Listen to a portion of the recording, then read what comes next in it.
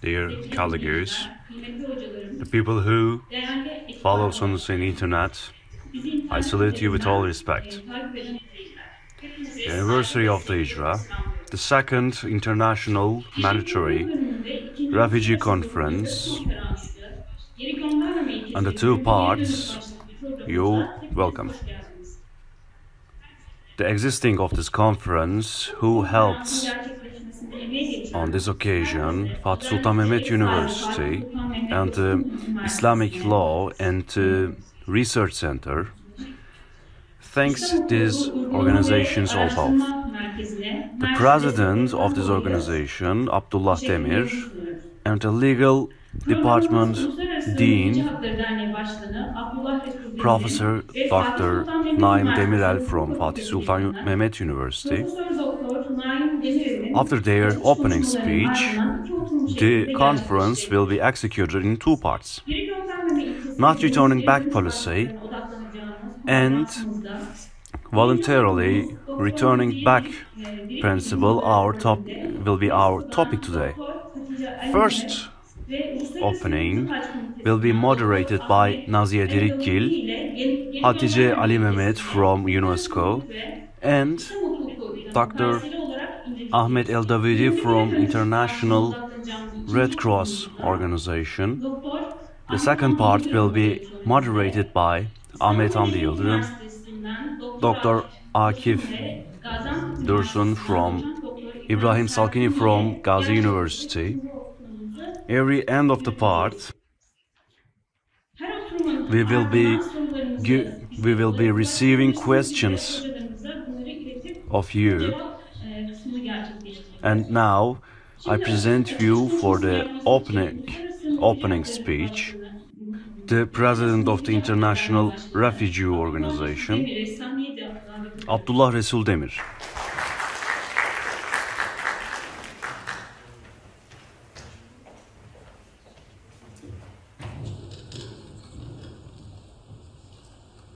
Dear Dean, dear lecturers, dear volunteers, dear attendants, I salute you all with all respect. The International Refugee Rights Organization, founded in 2013 and since then, based on the rights in a legal way, we as an organization, we helped refugees' rights. And it was found the voluntary lawyers in this respect.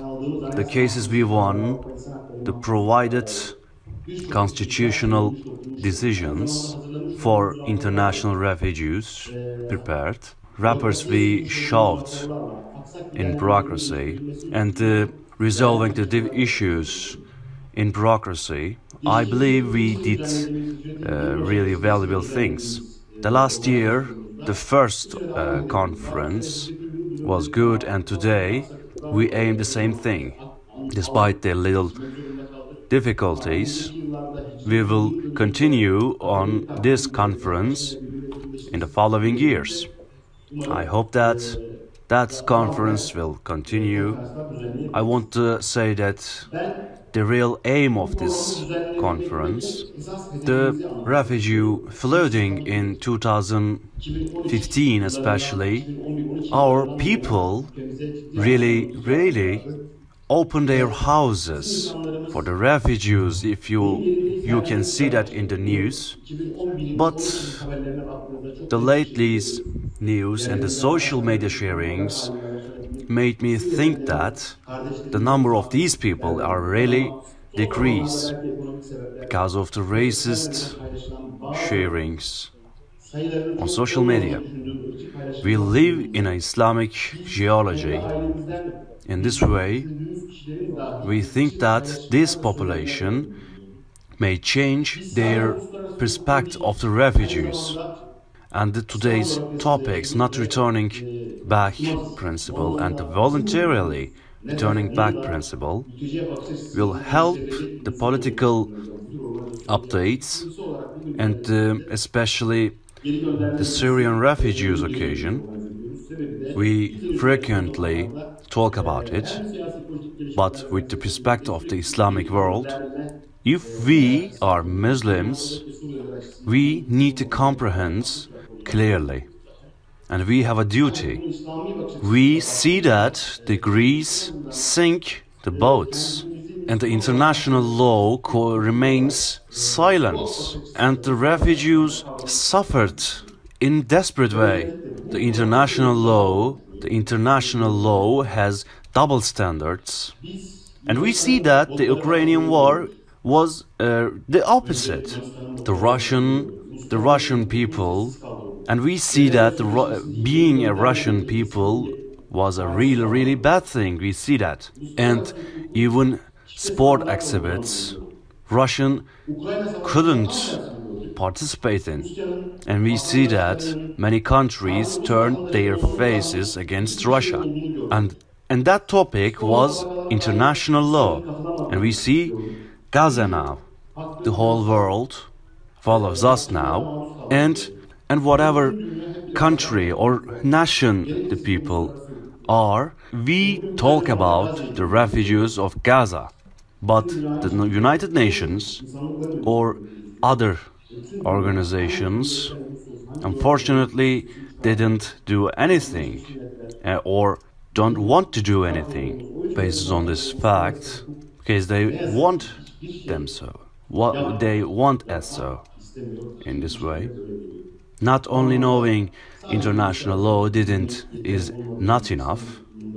We see that, and what Islam says to us in such a way of refugees, we must know also this. I think that's important. I hope the end of this conference, everyone will get something from this conference. I don't want to talk too much. Our professors and the moderators will talk enough about these topics. I thank you all. I thank the host Fatih Sultan Mehmet University, their attendance, and the Fatih Sultan Mehmet University Islamic Law and the Research Center. Thanks for your support.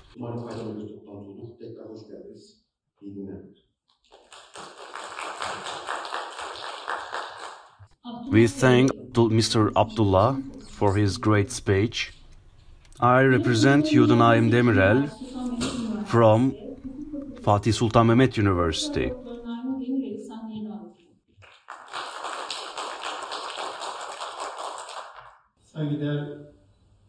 Dear beloved lecturers, dear guests, welcome you all to our university.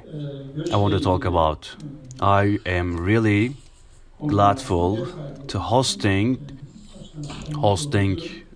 for this conference about refugees. In real, this topic was planned before. In fact, right now, we are in a process that we need to think about. For example, not returning back policy and a voluntarily returning back principle. And I am also international law lecturer, but because we tell the students a story. Really, the law, if the law gather with... I'm thankful because we tell stories about the history. In real, the law is united with the power that means anything. That means something. Time to time, the students will be thoughts, principles, and the field applications. Sometimes they conflict with the truth, and there are many violations for this truth.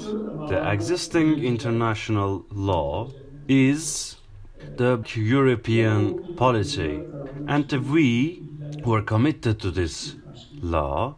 Today's international law is European-based policy, and we committed ourselves to this policy. Understanding this and living together was really important.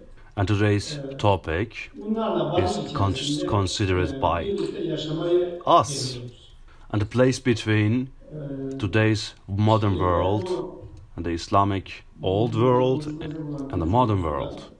And we listen and learn from this, and the application of the Islamic law is really low in some countries, and special areas included.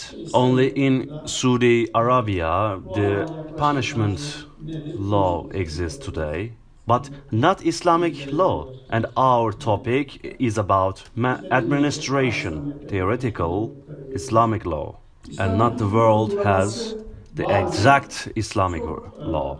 It is, I can say it is that or this, but the real Islamic law is a kind of management, administration policy. The other lifestyles, the other administration styles is not the Islamic way, because it aims the peace. But there are some societies who are taken, who this policy were taken as societies. We try to refresh this idea, and we are in an Islamic law. I live in abroad for a long time. What we have is not strong enough. The obvious example of this, what we have, and today's occasions shows themselves as a rain. Where is the holy German politics and law? Where is the basic rights of humans? Where is the Europe? Where is the humanity? The fundamental principles of the international law, but the death is our truth. I say to these holy countries, you need to speak. Tomorrow, when you face with it history, you won't make excuses, because it's the Allah's law. The sun rises from the east, and the sun rises from the east and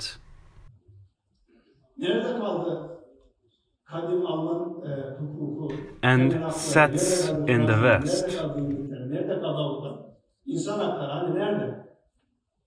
The history is not only to last 1 century or 2 centuries. There's more than that. We believe justice.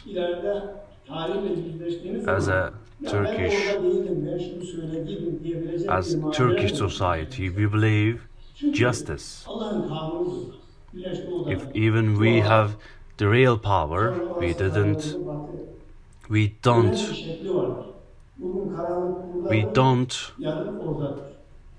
fight with innocent. But the world formed today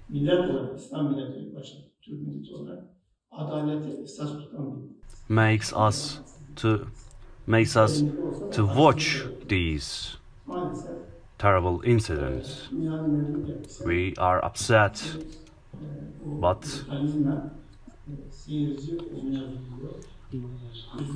we won't let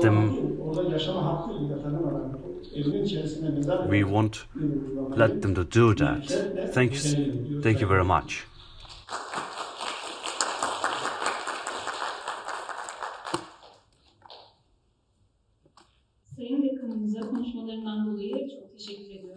Thanks for our dear Dean. Now we can start our conference first speech. Our conference last 20 minutes will be question and answering part. If you have any questions, write this down and reach us, and then we will answer to them. I represent you to dear moderator, Dr. Nazi Dirkgil, and dear lecturers, Dr. Ahmed Aldawoody and Dr. Khadija Elmadmad. I would like to thank all of you for being part of this important event. I would also like to thank the organizing committee of this international conference on forced migration and to provide us this opportunity to learn and understand the principle of non-refoulement from the highly qualified panelists. I am Dr. Nazi Dirkgil from Sakarya University Law Faculty, and today it is my pleasure to be the moderator of this session of refugee. It is my pleasure to be the moderator of this session on non-refoulement principle. The non-refoulement principle is reflected in different bodies of international law, such as 1951 Refugee Convention, Convention Against Torture, and most importantly, it is also included in Geneva Conventions with regard to detainee transfers and protection of civilians. For that reason, the core of non-refoulement principle is also considered as part of customary international law. But most often, it is referred to in the context of refugee protection in 1951 Refugee Convention. We all witness nowadays a huge numbers of migrants, either refugees or internally displaced people. And throughout the history, we also have witnessed huge numbers of peoples that have left and have been forced to leave their places of origin. Once they reach a place of safety, actually the problematic bit just started at that point. Because one key concern of upon their arrival on that country is whether or not they're allowed to stay in that country that they reached. The purpose of this conference is to examine the place of forced migration within the context of Islamic law. In this session, specific purpose is to understand the content of non-refoulement principle, and our two valuable panelists from ICRC and UNESCO will elaborate the principle of non-refoulement in comparison with Islamic law and international law and modern refugee law.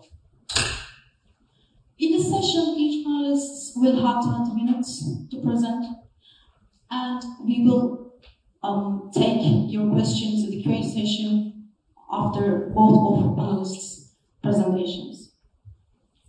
I would like to introduce you our first panelist, Dr. Ahmed Aldawoody. He is legal advisor for Islamic law and jurisprudence of the International Committee of Red Cross, ICRC. He teaches at the Geneva Academy of International Humanitarian Law and Human Rights Law. Prior to joining ICRC, he was an assistant professor in Islamic Studies and Islamic Law at Al-Azhar University. He was also assistant director of graduate studies for the Institute for Islamic World Studies at Zayed University. He has published many articles on the relations between Islamic law and international humanitarian law. Some of the selected subjects of his publications are Islamic law of war, conflict resolution in civil war under classical Islamic law, international terrorism, and the jurisdiction of Islamic law.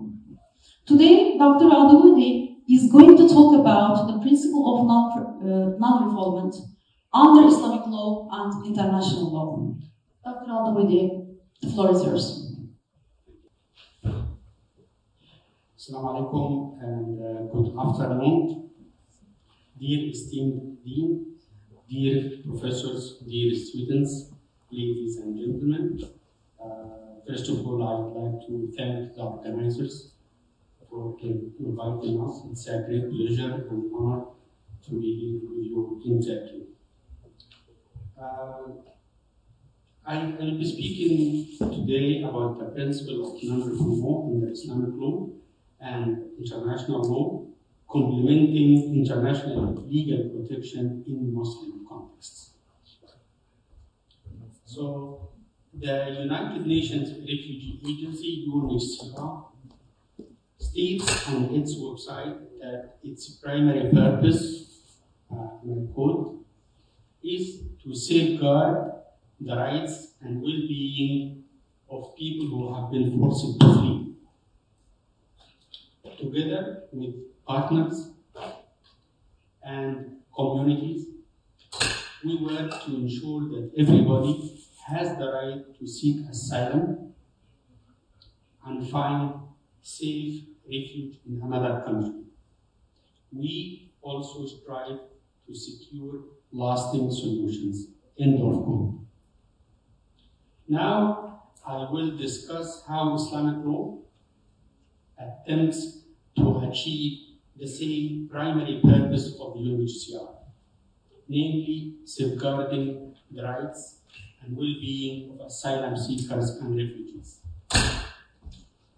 I will argue that engaging Islamic law and the efforts of the organizations mandated with safeguarding the rights and well-being of people forced to flee their home is particularly pertinent today in the light of the following statistics.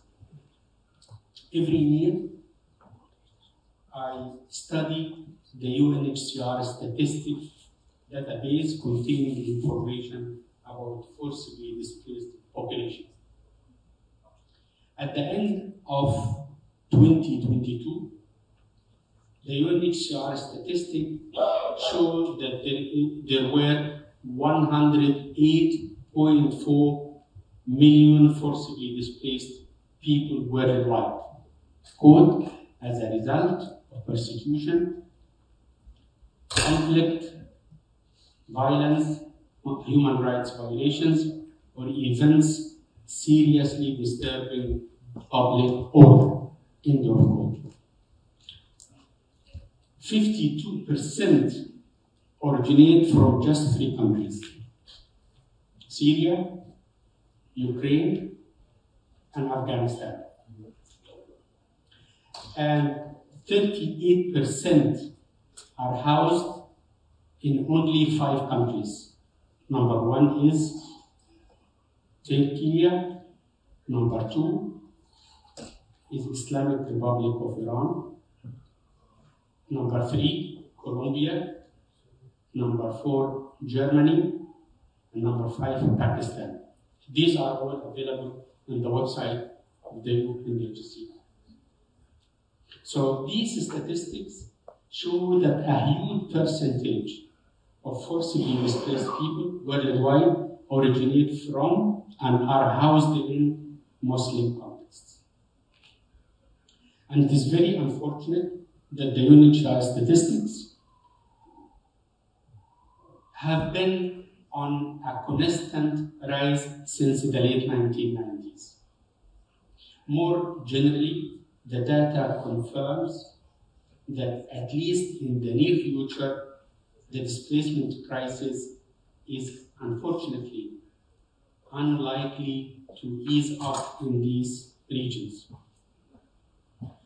In this presentation, I will explore the rules and scope of protection against refoulement in Islamic law, and I argue that an indigenous, culturally viable Islamic protection framework can reinforce and complement the international law principle of non-refoulement.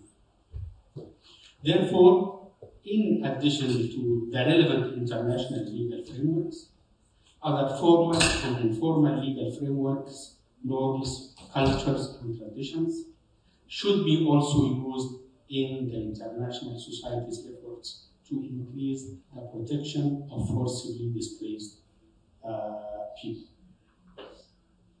The use of such context-specific indigenous frameworks and norms can provide protection that is much easier, quicker to achieve, and also cost effective. This is not to say that such local norms and traditions replace the current international secular legal frameworks, but reinforce and complement it. In fact, the UNHCR and other UN bodies and other international organizations have started to study the intersections between international legal frameworks and such other sources of influence, and to develop initiatives or tools that help enhance safeguarding the protection of human rights, forcibly displaced people, and international humanitarian law. For example, regarding the protection of refugees, the UNHCR commissioned Professor Ahmed Aldawoody, Professor of International Law at Gaziantep University in 2009, to write a study on the rights of asylum between the Islamic Sharia and international refugee law, a comparative study. And in his foreword to this book, Mr. Antonio Guterres, the then United Nations High Commissioner for Refugees, wrote that, and I quote him, "A genuine strategic partnership between the UNHCR and the Islamic world is vitally important to the continuation of this 14th century-old commitment to generosity, hospitality, and non-discriminatory protection." End of quote. Also, the UNHCR established a refugee zakah fund, which is, and I'm quoting also the UNHCR, harnessing the power of zakah to transform the lives of refugees and displaced families, including in hard-to-reach areas. End of quote. Having said that, investigating the local and traditional models of protection for refugees and asylum seekers is an essential exercise to complement and enhance compliance to the current legal bodies affording protection to refugees: international refugee law, international human rights law, and international humanitarian law. The principle of non-refoulement is established cornerstone of the refugee protection.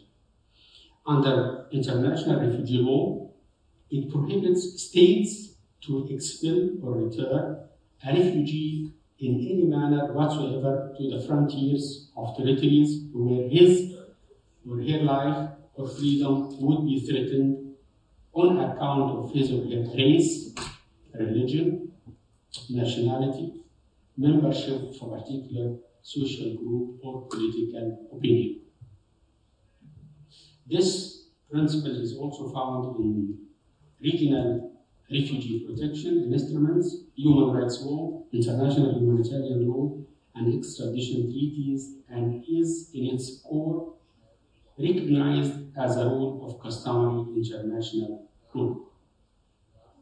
So this means that the principle is applicable to all states, including those that host significant members of refugees, but are not party to the 1951 Refugee Convention or its 1967 Protocol. The prohibition to return to persons to a country in which their fundamental rights are threatened exists not only in international law. For example, well before its codification in international refugee law in 1951, it was part and parcel of other legal frameworks, norms, cultures, traditions, including Islamic law. Seeking refuge and asylum is an issue that Muslims can easily relate to, both historically and emotionally. asking for and granting Aman, asylum, or protection, was commonplace even in pre-Islamic Arabia, even before the emergence of Islam, where the tribe constituted the political unit as well as the source of belonging and protection for its members. If individuals were expelled from their tribe, they had to seek refuge in another tribe for protection.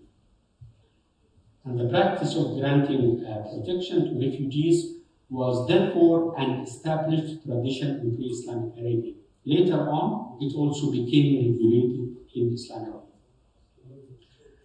There has been a long history of protecting people forcibly displaced. In pre-Islamic Arab culture, protection of refugees entailed protection of their person, family, and possessions. Denying protection to refugees was seen as a dishonorable act. The protectors pledged to defend the refugees as they would defend themselves, their own families, and possessions. Specific places such as the Kaaba and the 4 sacred months of the lunar calendar, where and during which fighting and hostilities are prohibited, and therefore these places and periods have provided safe refuge for those fleeing threats. Pre-Islamic Arab tribes such as the tribe of Banu Abd al-Madani, Al-Harithun, and Banu Milham built special houses for refugees and asylum. And Arab poets such as Rashid ibn Shihab and Maymun ibn Qais al-Ash'ar also took pride in poems about building tall and strong buildings for housing refugees and asylum seekers, imploring that there was no place for humiliation and harm in these buildings for those who fled their places of origin. And granting protection to refugees emanate from the virtues of chivalry, hospitality, protection of the weak, and more nobility, which constitute part of what William Montgomery Watt calls Arab tribal humanitarianism. So the process of granting asylum was clear. While some pre-Islamic Arab tribes granted asylum with considering any eligibility criteria, other tribes used to give temporary asylum until they investigate the personal character and reasons of the request for asylum. But even if the request for asylum would be rejected, they could not be returned to places where they will be in danger. The first instances in Islamic history of granting protection comparable to today's principle of non-refoulement was the first and second Hijrah, when Muslims found protection in Abyssinia, modern-day Ethiopia, and Medina. In 615, 83 Muslims fled to Abyssinia following the persecution by their Meccan enemies. At that time, the Negus, the Christian king of Abyssinia, rejected a request made by the Meccan envoys to hand the Muslim refugees over. And had the Negus delivered to this group, their lives would have been threatened because of their new religion, at this time, Islam. When persecution of the nascent Muslim community escalated further, most of the Muslims began a second Hijrah, fleeing from Mecca to Medina on July 16th in 622, the date that now marks the beginning of the Islamic calendar. Here also, their new host, the inhabitants of Yathrib, now Medina in Saudi Arabia, promised to protect the Muslims from their Meccan oppressors. In Islamic law, protection of refugees is grounded in the notion of aman, which literally translates as protection or safety. As a legal term in Islamic law, aman refers to three concepts. One, quarter. Two, safe contact or safe passage.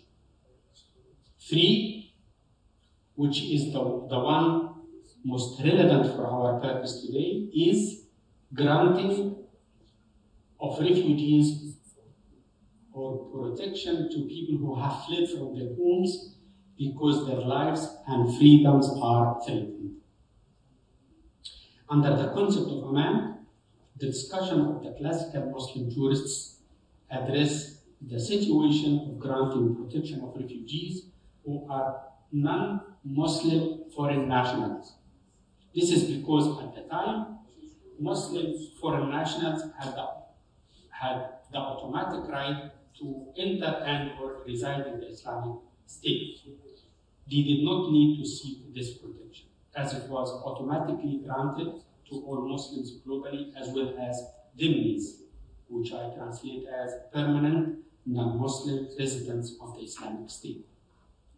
Refugees are people who have fled war, violence, conflict, or persecution, and have crossed an international border to find safety in another country.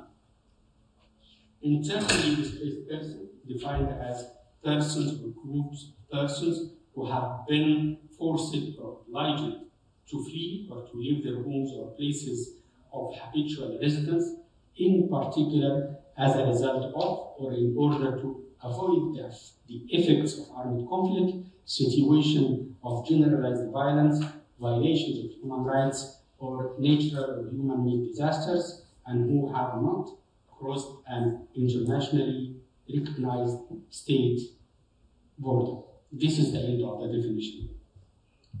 So, it is worth adding here that classical Islamic law did not make this distinction between refugees and internally displaced persons. Since the very essence of aman entails sanctity and protection of the life and property of the musta'min, i.e. refugee or asylum seekers, refoulement constitute a violation of the protection provided under the aman contract. Bearing in mind that the classical Muslim jurists stated that the objective of aman is, in Arabic, haqn al-dam, which translates as protection of bloodshed, protection of life.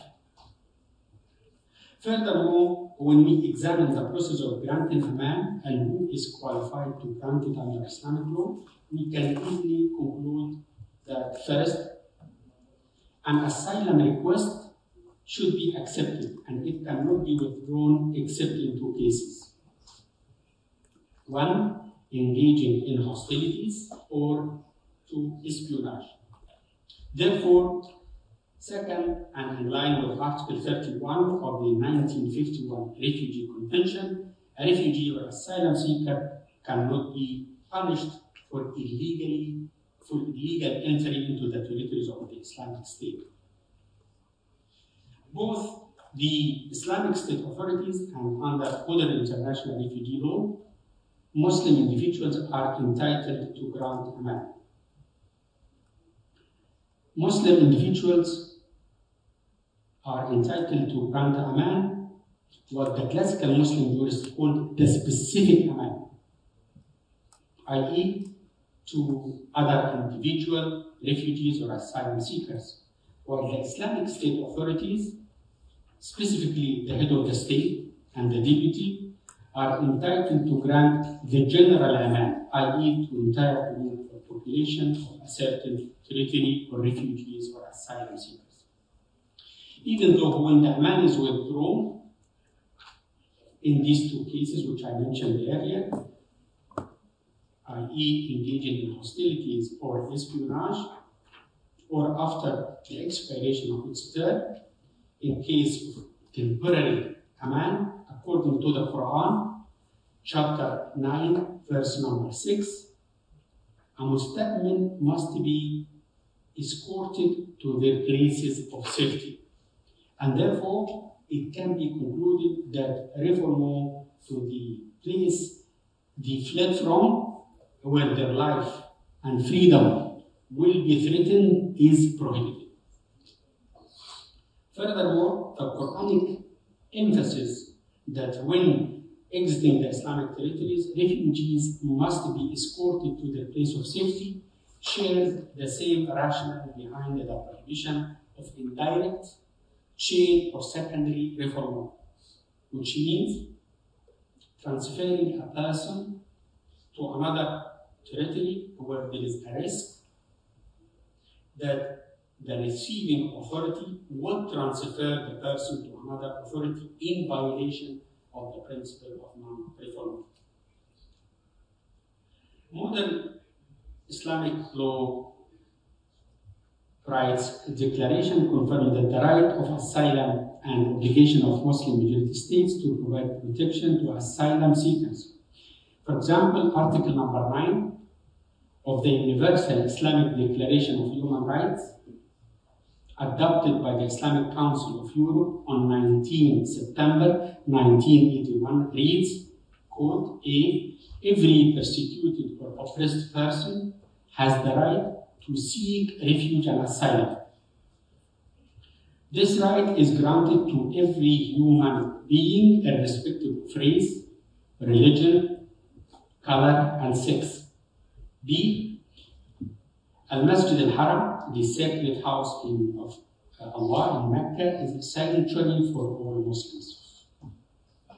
Likewise, Article number 12 of the Cairo Declaration on Human Rights in Islam, adopted by foreign ministers of the Organization of the Islamic Cooperation, now the organization, at that time it was called the Organization of Islamic Conference, now it's called the Organization of Islamic Cooperation, adopted in August 1952, states that, I quote from Article 12, every man shall have the right, within the framework of the Sharia, to free movement and to select the places of residence, whether within or outside the country, and if persecuted, is entitled to seek asylum in another country. The country of refuge shall be obliged to provide protection to the asylum seekers until his safety has been attained, unless asylum is motivated by committing an act regarded by the Sharia as a crime. End of quote. To conclude, the principle of non-refoulement has been accepted as a law in pre-Islamic Arabia and under Islamic law for more than 15 centuries, even before the emergence of Islam. So, while there are clear differences between the Islamic law concept of aman and the principle of non-refoulement are found in different sources of international law, the most important commonality is that the basic concept of non-refoulement exists in both fields of law. A person whose life and person is threatened must not be transferred into the hands of their persecutor. In the light of the current number of refugees in Muslim contexts, it may be helpful to use Islamic legal and ethical frameworks, as well as local cultures and traditions, to protect refugees, in addition to continuously working for the respect of the existing international legal frameworks. Islamic law provides a legal framework for the protection of refugees that can popularize and strengthen the current international society's efforts to protect and assist refugees in Muslim contexts. Moreover, for international organizations and international law experts whose work covers Muslim contexts but who have no expertise in Islamic law, developing such understanding and expertise will have a concrete added value to ensure better compliance with international law rules. To this effect, dialogue and exchange of experts with international organizations and Islamic law experts can help develop local means to better protect and assist refugees and asylum seekers in Muslim contexts. Thank you. Thank you so much, Dr. Aldawoody. It is a very informative presentation, and it is quite interesting for me to see a different approach to the principle of non-refoulement in order to reinforce and implement it. Now, our second panelist is Professor Dr. Khadija Elmadmad. She is currently Director of the UNESCO Center Rights and Migration, and she is the President of the Migration and Rights Association. She is also Vice President of Legal Clinic of the Faculty of Law of Casablanca and also a member of African Union Network of Women Mediators for Peace. Her areas of specialization is law in general and migration law in particular on human rights, conflict resolution, mediation, and some of the selected of her many publications are on migration, refugees, displaced people, asylum, refugees in Afro-Arab countries, dialogue of cultures, migrants and their rights in Maghreb. She has taught in several universities, and she is also consultant to national and international organizations. Today, Professor Elmadmad is going to talk about refugee rights in Islam and in modern refugee law, with special reference to the Non-Refoulement Principle. Professor Elmadmad, the floor is yours. Well, thank you very much. I would like first to start by thanking the organizers of this very important and interesting conference, especially in a topic which has been neglected for a long time. I think I have started working on this topic in the 90s, and before, if I'm not wrong, there was nothing written, especially in my area, North Africa, about the topic. So, why it is Islam, we are not going to choose in Islam whatever we like. We should take Islam as it is, a global theory, but we have neglected about this. So, thanks for you to have, how we say, given birth to this topic, which is normally very important in our Islamic world, which should be promoted, especially now. Well, I think that much of what I wanted to say was already said by my colleague Ahmed Aldawoody. I was also ICRC before for a long time. That's why I said my colleague. Yeah, I will try to maybe concentrate on a few things, and that might be he has not really given details about. And at the same time, I will try to speak about my experience, especially in Sudan, under the Sharia, about I lived with for some time with the refugees in Sudan in the 1992-93, under Sharia law, a country under Sharia law, and at that time it was only one country, Sudan, but lots of refugees and displaced persons from the south. Anyway, As you all know, Islam is a religion, but it is a way of life. That is very important for our religion. It regulates our relation with God, but it also regulates our relation or the relation of Muslims, their private and public life, and their relation with non-Muslims also. For in all activities and in all domains, including forced migration or migration, because in the Arabic concept of al-Hijrah, it comes from hajara yuhajiru, hijratan. It means that you abandon something in Arabic because you were obliged to do so. So the word of hijrah is normally forced migration from the beginning, even though in the present Arabic we use it for any migration.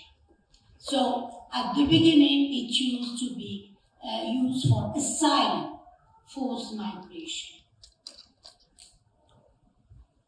So migration and migrants, al-hijra wal-muhajirun in Arabic are very important two themes of the theory, the Islamic theory, and of the history. Ahmed told us about I'm not going to go into details about the Hijrah. The first Hijrah was, Muslim Hijrah, was done to Habasha, Abyssinia at that time, in the year 613 after Jesus Christ, the first year of Islam. And this is very teaching Hijrah, because it went from the early Muslim states, small world Muslims, to a Christian country under Negus, al-Habashi. And this is very important for the Islamic theory. I will see when I go maybe a bit further to say why it is important. The second Hijrah was, or the most important Hijrah, is the Hijrah of the Prophet Muhammad, peace upon him, from Mecca to Al-Madinah, which used to be called Yathrib at that time, in 622 AD. And this is also very important for our history, because the Islamic history starts with this date, not with the birth of Prophet Muhammad, peace upon him, but with the Hijrah. So, and this is, I think it's very important to show the importance of Hijrah in our history, in our theory. So this al-Hijrah al-Ula, the first Hijrah and the big Hijrah to Mecca. So with this, all the experience of the Hijrah was followed later on by other Hijrahs. And with this, the theory was developed, but it was developed especially during the Hijrah from Mecca to Medina, and there was a constitution. And in that constitution, the first constitution of Medina, and I mean, if you study this constitution, there was a lot about al-Muhajirun wal-Ansar, the relation between those who have migrated and those who received them, al-Muhajirun wal-Ansar. And the relation also between those who are not Muslim or who could also be protected, the Ahl al-Dibla, Christians and Jewish people. So I think for researchers, it's something, there are a lot to be done about this. Not very, if I'm not wrong, not lots of research about this, especially the first constitution and the place of Hijrah and Muhajiri in the first Muslim constitution. So this is the thing. So the problem here now is we are Muslim. Our 57 states are now gathered in the منظمة التعاون الإسلامي now. Almost quarter of the population of the world is Muslim. But very few, or almost none, are ruled by the Islamic principles and law, Hijrah. All I would say, even those who say that they are Sharia, they will use their Sharia law in personal status to exclude women sometimes from some rights, use it in criminal law. But what about the humanitarian principles of forced migration, hijrah, etc.? No way. And that's why when I was in the 90s, I was working on another sort of topic. I was working on refugees in general in a French university in Paris. And then I went to Oxford and met, maybe, I don't know if some of you know about Barbara Herald. She was the head of a very important program at Oxford University, and she was the one behind making me change. I was at that time in the preparing for my doctorat, which is something like more than PhD. I was a professor, assistant professor, and I wanted something new. And she said, why don't you work on Islam and refugees, and you go to Sudan, because this is where she did her PhD. She said, you're going to Sudan. Sudan is under Sharia law, and you see what's happening with the refugees and the asylum seekers. And this is what I did, and I went. At that time, I stayed and lived with refugees and interviewed all those Turabi, Bashir, all those Islamic, and the law was modern. Nothing in, and then that's what the production of this book, which is French, because you know I am Moroccan, and the language which is more common for students for us is French or Arabic, but this is French. So I published this book and comparing Islamic principles, not only Islamic traditions, because the African traditions are not very different from the Islamic one, and the modern refugee law, which is governing all most people now. That is the Universal Convention of 1951 and the regional convention, the African one, the Cartagena Charter. All of them are limited if compared with the traditional asylum law or forced migration law, and especially the Islamic one. So I discovered this, and then, but what I discovered also when I was in Sudan for that time, living with refugees, working, interviewing all those in charge of them in Sharia law, I discovered that the law is modern, the practice is semi-modern. And that's why I gave Selim, I would like to thank you very much because he was the one I was in contact with, for giving me this opportunity to meet with your students, researchers. And I sent him an abstract with selected references of mine in French, English, and Arabic. And one of the articles, if you Google my name, Khadija Elmadmad, you will find it in Oxford University Quarterly. And here is the, either you give them the references or I can give you the abstract. And in this I show, it's here, it's behind me. Yeah, you show the references. So, and it was just near, well, why this is important? Because I was at that time in Oxford, and I mean, my name, my first name is Khadija. You cannot say that you are not Muslim. When you say Khadija, everyone in Oxford knows that you are Muslim, even though sometimes they think that I am not. And I am Muslim, Hijrah, and so on.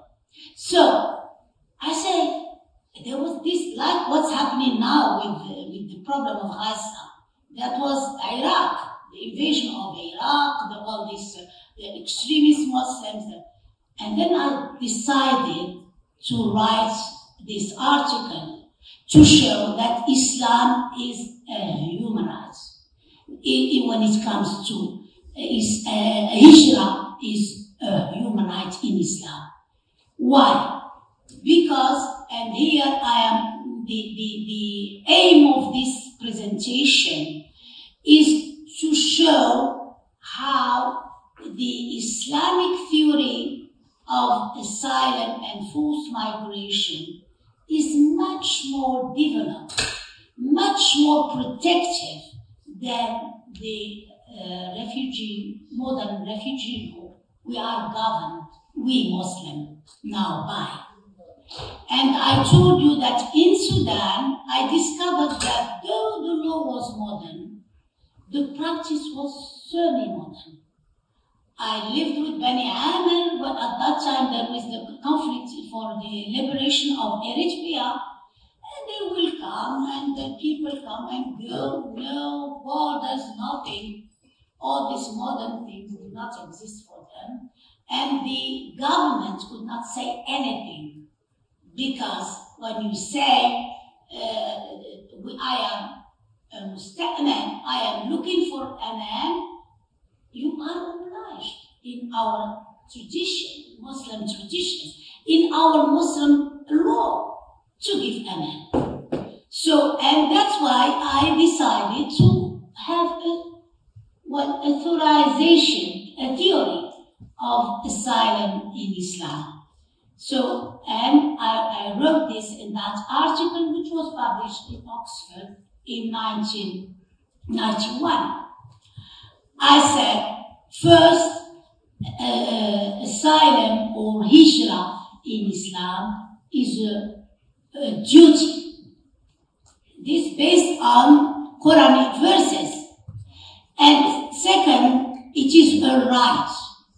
And third, it is protection, comprehensive protection of the forced migrants. So these are the three things. So the three important things in Islam. In Islam. First, before giving you the content, I will just very quickly deal with the origin. Why in Islam we have got this importance of Hijrah? Just because Prophet Muhammad, peace upon him, was spreading Islam in Arabia. And first thing he was influenced with was the Arabian tradition. And among this Arabian tradition is the tradition of al-istijara, given neighborhood. And that was a pre-Islamic tradition, which was very important. So anyone coming to say, I am under your protection, by any word, but you are obliged to give. You cannot, even the enemy, you are obliged. So that the tradition, the pre-Islamic tradition, while some of pre-Islamic tradition were abolished, like the killing of young baby girls, this tradition was kept and regularized by Islam. And the second, I would say, origin of this humanitarian principles and law, Hijrah law, was the other two religions. Because we are supposed not to be Muslim, we should first recognize Judaism and Christianity. And what the Islamic theory did, they took most of the important concepts in the two religions protecting forced migrants, and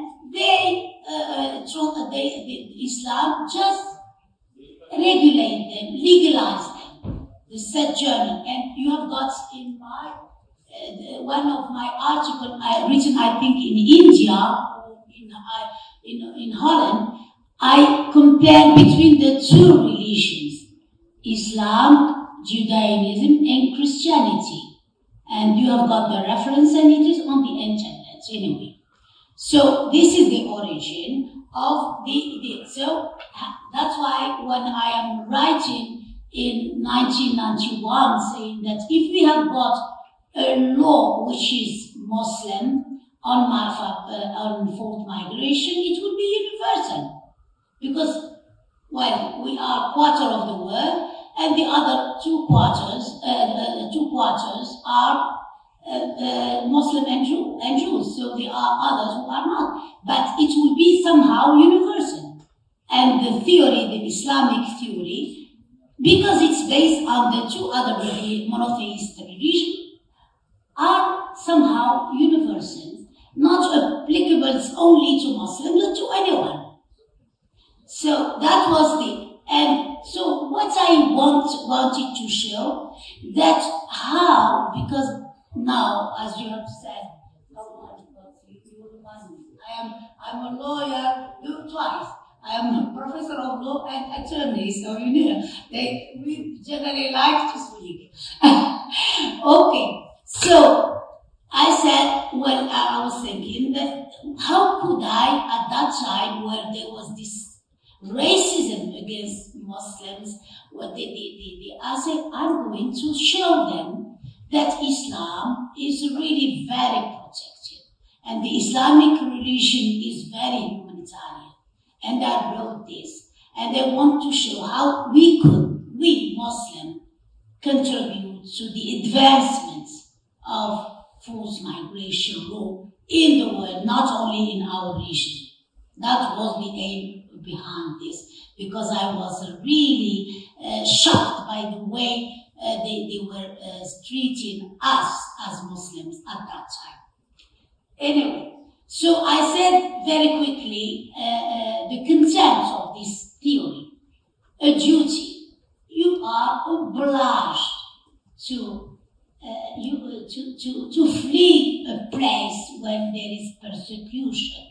And there are so many verses. If you read my articles, I quote them. I don't have time to give you all the verses of the Quran saying that you should flee persecution. So it is for the persecuted person. It's a duty. It's a duty for the protector. Man, woman, Muslim or non-Muslim living in the Islamic world. If someone comes to ask for you for a man, you are obliged to give this to man. As individual, not as a state. So it's your duty. And it's the duty also of the head of the community or the political leaders.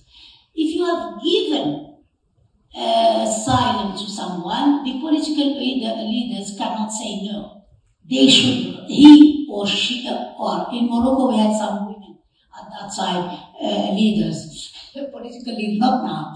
Anyway, so you should ratify this protection, and yourself, you give the protection. So that's the duty. The right, It is a right, second, because it's a right of you to be granted asylum. You need protection as forced migrants. So now I will compare with refugee. So you are obliged to be granted this protection, because God doesn't want people to live in injustice, and because they are living in injustice or droughts also, or hard conditions, you should share with them what you have got. So, and it's a right to be protected. And it's a right for the individual, as we said, to protect, not only the leader. And it's a protection, a comprehensive protection, because it gives you the right to be protected as a national, as a member of the community, not as a foreigner. Sometimes even the Muhajirun in Medina, they had more rights than the Ansar, those who hosted them, because they are considered vulnerable, because they have migrated. They need to be protected more. So I'm not going to go into detail, just general ideas, but if you want, you just read what I have written in English or Arabic also. There is an article in Arabic or in French. Anyway, so that as I said, the comprehensive protection. And so what about this modern law? This refugee law, which was created by the Europeans for the Europeans at the beginning. Turkey is still accepting the geographical limitation, though you are Muslim, and then but you are just accepting the limitation in the convention. It was created by Europeans for Europeans, this universal law. Or convention of 51. So what does this convention say? It says that, well, nowhere, I said that in Islam theory, you are granted asylum and protection, and even more than the citizen. But in refugee law, nowhere in this convention you've got the word of asylum. Doesn't exist. The only modern text speaking about asylum is the Universal Declaration of Human Rights, Article 14. And this article doesn't have any sense, because it gives you the right to seek asylum, but not to be granted asylum. What is it? If you go to seek, but you are not granted asylum. So, you see the difference between refugee law and Islamic theory. The second thing is that this convention there is nothing, it deals with a minority of forced migrants, which are considered as asylum seekers and refugees. What about the others? The Islamic theory, all forced migrants, even those who have living in the hard time of the deserts, could go and ask for protection. And this is what happens also in sub-Saharan Africa. I interviewed some Southerners of Africa, Southern Sudanese, and they have got a kind of a place where anyone having problems can there, and people will bring food, help the person. This is in non-Muslim Africa. So this is traditional. You help those who need. But in refugee law, you don't have anything. You don't be granted. The states, and this is the right only of the state. You cannot give, you are as individual, you cannot grant asylum.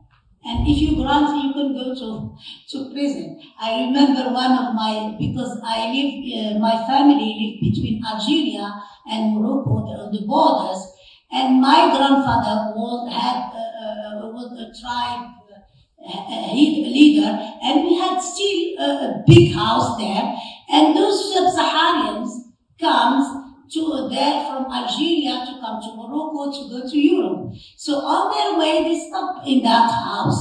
And one of my family member, each Friday, she will cook couscous, the Moroccan couscous, and she will give it to those people who are dwelling in this abandoned house.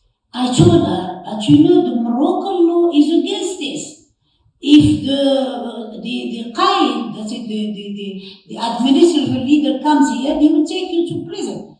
She told me, what? Take me to prison? It's not his food, it's my food. I am Muslim. I'm not going to let them die. They are poor people traveling, and in our tradition that you should help those people who are in need. You see, in Morocco now, 21st century, no one will go to this woman and say, even though we have got the law, which is very strict about this, borders and so on, they will not, because she will remind them of this Islamic tradition. So she gives, until now, give them food. She said, that's my food. It's not his food. So you see this thing. So Hijrah law goes, and if compared with Ahmed talked about this Non-Refoulement, Islam in second part of my paper, dealing with refoulement. Now refoulement is a French word. Ne pas refouler quelqu'un, that is, you should not, we use this until now, refouler quelqu'un, that is, you are like anything. We kick you. This is the French meaning. So now refoulement, that you shouldn't be kicking the asylum seekers and refugees. And this was introduced by the European in Article 33, that you cannot refoul, you cannot send back someone to a place where the person is persecuted. In Islam, no, you cannot, even the person is free. It depends on him, on her to decide to leave or to stay. If they want to stay, if they are Muslims, the Dar al-Islam is for everybody. If they are non-Muslim, if they are dhimmi, they should be protected. So this is the theory here. But in the Muslim, in the modern law, you cannot only be refouled. You are not granted asylum. You cannot be refouled. But who is going to control this? The states control now are refouling. Oh, is there any sanction against this? And even though if they say you are asylum seekers, I worked with UNHCR for some time. You are asylum seeker. I know that you are, but I don't want to grant you asylum. So states are sovereign. No one will tell them to do this. So the non-refoulement is something which is, I would say, very limited. Right for forced migrants, and while in Islam is granting asylum, not non-refouling. You grant and the person decides she stays or she will leave. So the Islamic principle go beyond that non-refoulement. Here, very quickly, what are the rights of these forced migrants? I said that in Islam you've got the same right that the members of the community, if not even more. Even more. When I was working on the constitution of Medina, I found that some Ansar even gave right to some Muhajirin to inherit them as members of their family, to take to give them their own, to leave for them their own money. So that is more than they become members of their family. But in this refugee law, you have got some rights, it's true. So we have got Article 12 to 30 in this convention dealing with this right. Right to free movement, right to religion, you can practice your religion, education, health, gathering, no political rights. You cannot have no right to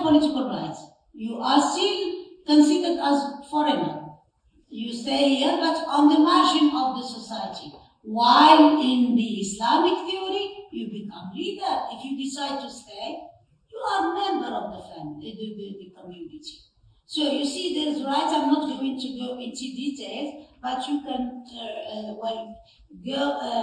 So in comparison, we could say that Hijrah law guarantees the right to obtain asylum and protection for forced migrants, as well as the possibility for the forced migrants to live as part of the society.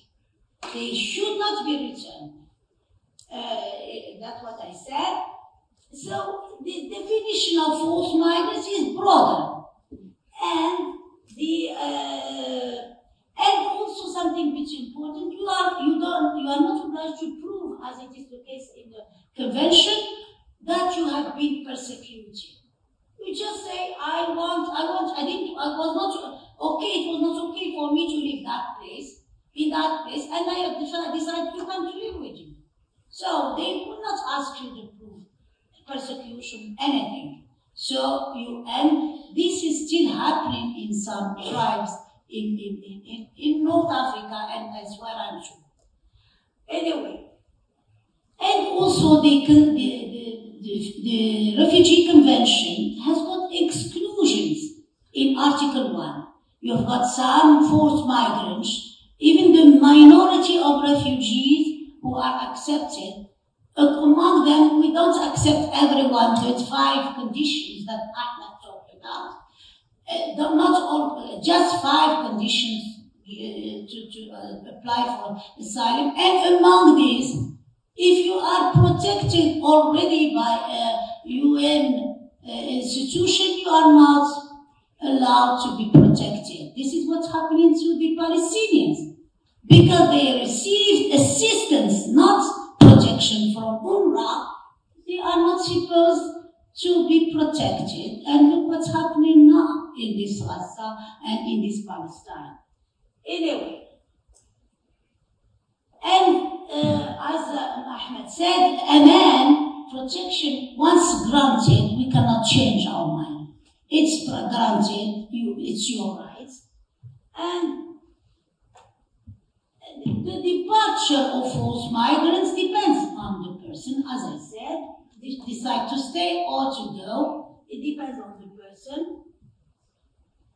So I think that I will be concluding by saying that it is clear that the Islamic law and values pertaining to Hijrah and treating of forced migrants are characterized by human compassion and practical concern, which are incomparable with others. So you know what's happening now in our world. It has become, Dar al-Islam has become now Dar al-Harb. That is, Dar al-Islam, the abode of Islam is now the abode of conflicts. 2 days, I think yesterday, the High Commissioner for Refugees delivered his report on forced migration. From June to September, increase of 5 million of forced migration. From 110 forced migrants, 50% of them have not left their internally displaced. And so 114, among them, the majority are either coming from the Muslim world or hosted by the Muslim world, including Turkey, Iran, and so on. No help, nothing. So that word, our word, which has become now the Dar al-Islam. And Islam, it means Aslama Yuslimu Islam, and in Arabic, that is, you are looking for peace. We are people of peace. But we are no more people, we are people of wars now. So this word, our word, most of Ahmed told us about the statistics, about all those people fleeing and those receiving them. So, what to do? What are we going to do with this problem? I would say if taken into consideration and practice, Hijrah law could contribute a lot to the protection of forcibly displaced persons and reduce the suffering of these people. One of the limitations of this refugee law, it never took into consideration the traditions, the other traditions. It is European, even not the Christian traditions or the Jewish traditions. They just, it's modern in that sense. So these traditions normally should be taken into consideration for a text which is supposed to be universal.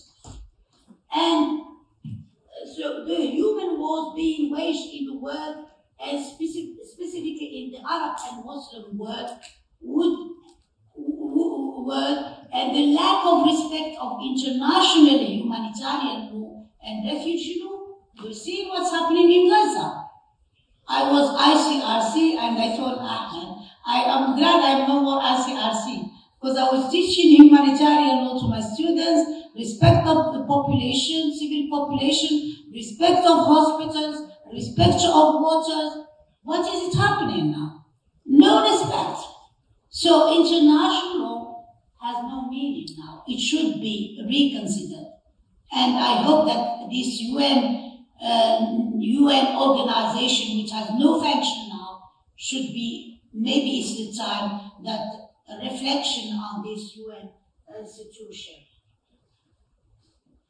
So if these traditions are taken into consideration, and this is my last word, it will be, I am sure, it will give respect of human beings. All human beings, because in Islam we don't distinguish between Muslims and non. Human beings are human beings. When they need protection, you should protect them.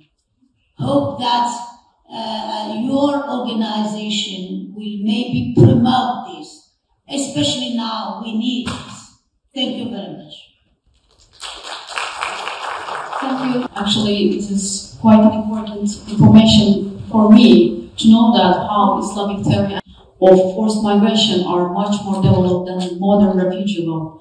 And I think we have a tendency to go and have a look to most known rules of migration, such as Refugee Convention and so on, and I think we need to look deeper and different perspectives of law.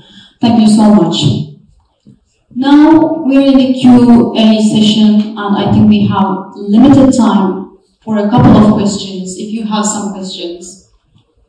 Now the main principles of the law is it has the power of sanction.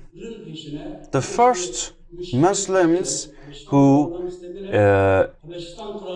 apply this Hijrah go to the Habashistan, and the king of the Habashistan is, because of powerful, he wanted to determine and determinate these people, and so there was war because of these incidents.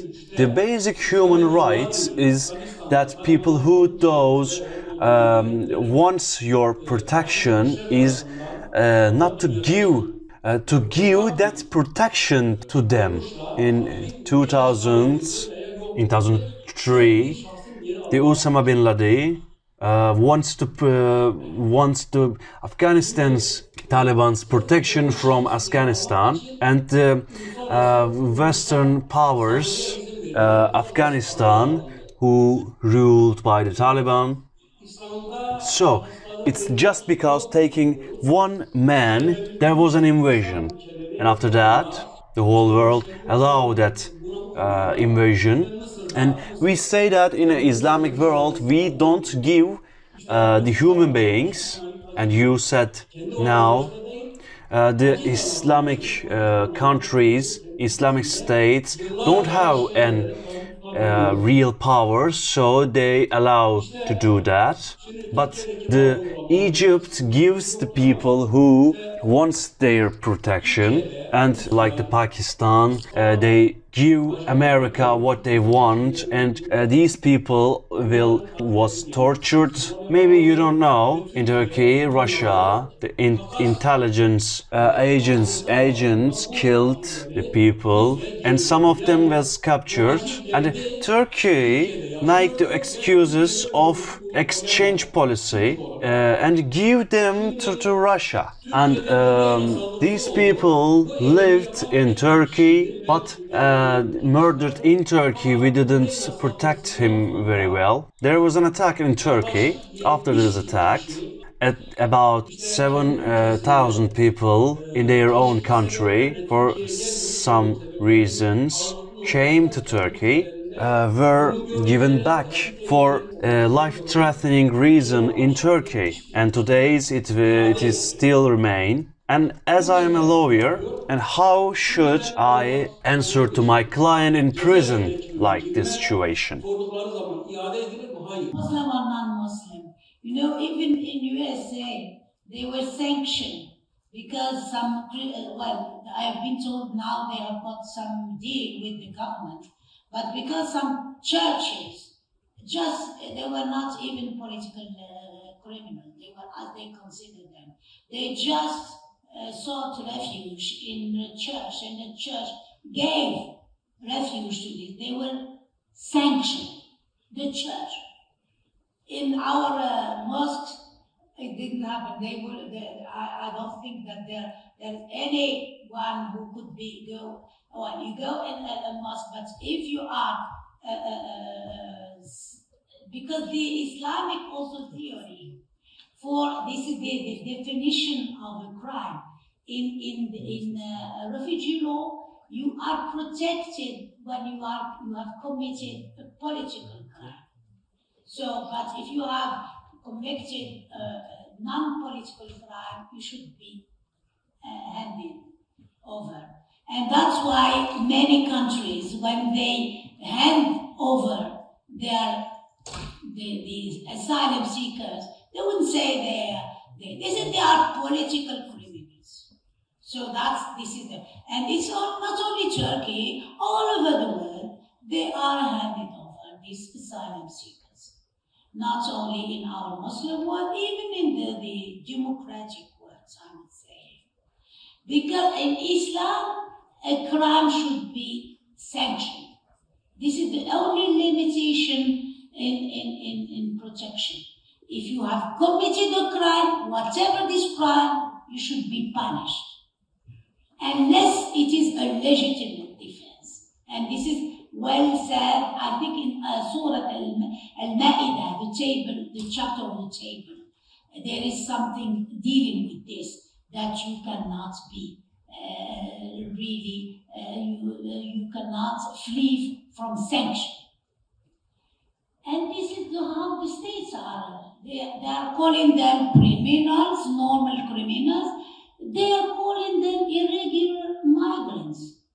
Many of them, they say, no, they are not asylum seekers. They are irregular migrants. How are you going to differentiate? I have written something in French in Florence, in Italy, about this difference between irregular migrants and asylum seekers. If you read French, you just Google my name in Florence, the University Institute, European University Institute. I have done this just ironically said, how are you going to? The states are doing this. Why not? Because it's international law. Who is governing now? Not international law. Strong powers who are deciding its dictatorship at the high level. So I believe that in democracy, and democracy will be installed one day in our world, the world universe, and in our Islamic world also. Because most of our states are non-democratic anyway. In that pretty Dar al-Islam, which is supposed to be the abode of peace and security. That's it. It's depressing, but I keep hopes. It will change one day. Thank you. Thank you. Biz modern, ben de avukatım, avukat İbrahim Salkini. Biz modern hukukçular, işte bu... We are in a like rules. Turkey is a like country, and also most of the population is Muslim in Turkey. We see the United Nations words.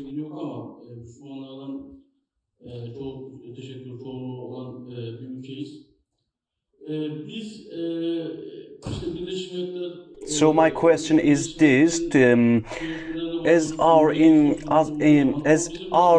our case, we are like republic which separated religion and the government separately. But how can we look this? Modern hukuk tabii ki bazı şeyleri söylüyor ama daha katı olabilirdi mesela. Daha katı değil uygulamada bazı Refugee incidents in an Islamic way. And I simply say there can be common sense and bu layıklık gölgesi şemsiyesi altında biz nasıl temel dayanağımız Birleşmiş Milletler'in there can be an utopic saying, of course. There can be a solution for that. Thank you. Nasıl döneceğiz? Bununla ilgili bir böyle ütopya bilmiyorum ama bir öneri, bir çözüm var mı da dinlemek isterim hocam. Well, thank you very much for these comments. I gave you the example of the Moroccan lady who said, I know that this law is restrictive, I don't care. If they come, I will tell them. So sometimes the practice is this. But what I want to put accent on in this thing, that universal laws should be universal, taking into consideration all the traditions, and especially the humanitarian traditions. I used to teach before at the International Strasbourg Institute of Human Rights Institute in France, and when I was teaching the teachers of universities human rights, I would say, what is universal human rights? It means A plus B plus C plus all the traditions, all the humanitarian traditions. How are we going to do this? The role of, even if you are secular, it doesn't mean anything. You are secular, but there are some practices which are protecting more than the secular rule. So normally, the universal law should take into consideration this. Why it is not taken into consideration this? Because our Muslim world, Dar al-Islam, which is the OCE before and now organized of the Conference of Islamic States, and now it is the Conference of the Organization of the Islamic Countries. Turkey is a member of this conference, even though if this organization, if you are secular. Morocco is a member. We are Muslim only by personal status law. All the other laws are are modern. Only when it comes to family, when women inheritance and so on, we are Muslim. And now, fortunately, I was teaching before family law in America, and then once one of my students, when I'm telling them about our law, she said, "What? You are inheriting half of the? You are doing your divorce whenever the?" I said, "No, why don't you come here to America to live? Why are you living?" I said, "Then I will not live in America. I will live in Morocco, and I will fight." And now we have figured, we have interpreted liberally the family law, which is the only law which is Muslim. So we are secular also somehow. So I would say that any human rights militant would like to use the laws protecting more people, not only Muslims, because these laws, if we could contribute, if our organization, and we have got a refugee convention, which is very good, but it has not been ratified by any of the Islamic states because it's not in their interest.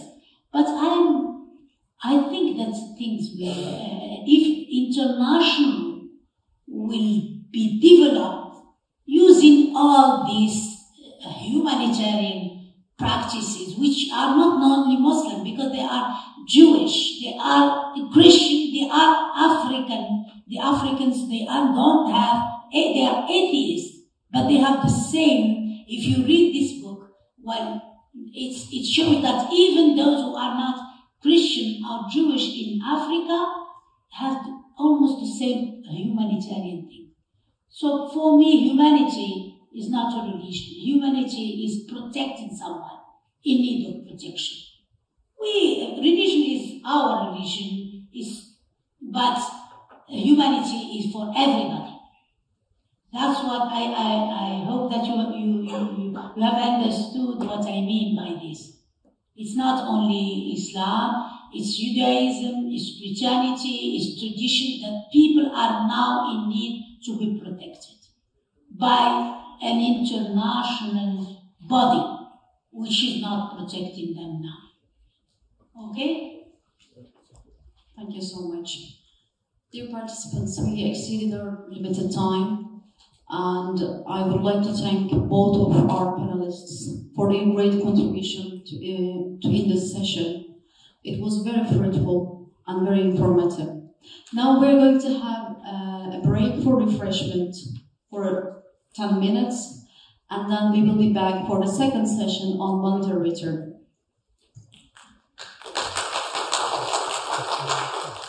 Dear attendants, we finished our first section of our conference. The second section of the conference will begin now. I would like to represent you, Dr. Ahmed Hamdi Yıldırım, and our beloved lecturers, Dr. Akif Dursun from Istanbul Medeniyet University and Dr. İbrahim Salkini from Gaziantep University. Elhamdülillahi Rabbil alemin ve salatu ve selamu ala Resulina Muhammedin ve ala alihi ve sahbihi ecmain. We are on a little late, maybe you're tired, and traditionally we want to begin for this section, may the Allah, about this symposium, the Allah commands on this, the non-Muslims are friends, the non-Muslims. If you don't do the same, what I mean is the Muslims are friends to Muslims. The anarchy in the ground, in the world will occur, and a great corruption will occur. These words, what I know, is the 5th or the 6th year of the Islamic world happened. Now we said that the evil has surrounded across the Muslims, and they really close to each other. If the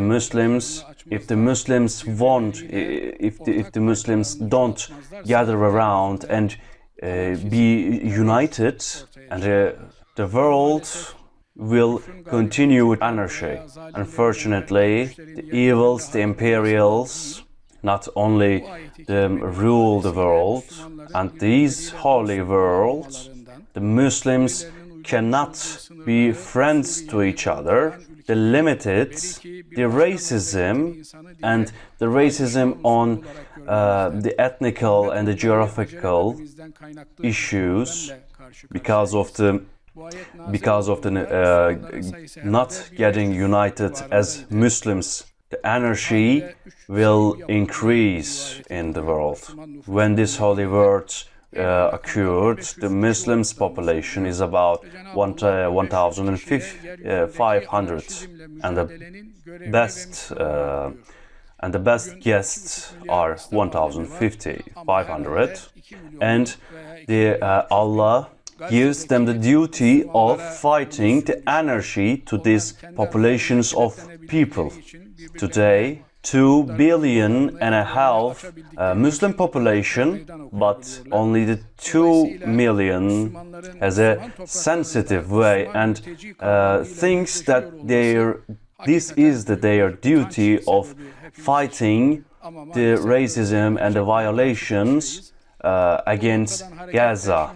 They can, since they can gather as a united, they can stand against the evil. This is a really shame thing that Muslims are still arguing the refugees from the Muslim countries to Muslim countries. But unfortunately, it is a fact. Now our beloved lecturers will talk about, but the choice is only him. Thank you.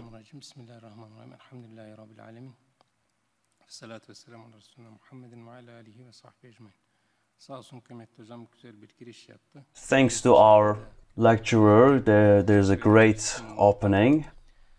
We listened with all respect. Thanks for all. I will tell about the Islamic law. Generally, maybe the emotions won't be in my speech, so this speech will mostly theoretical. This real main topic is refugees, and we define that mostly the Hijrah. You choose the forced immigration definition. Of course you have a reason for that, otherwise the choice is yours, of course, and there is no argument in here.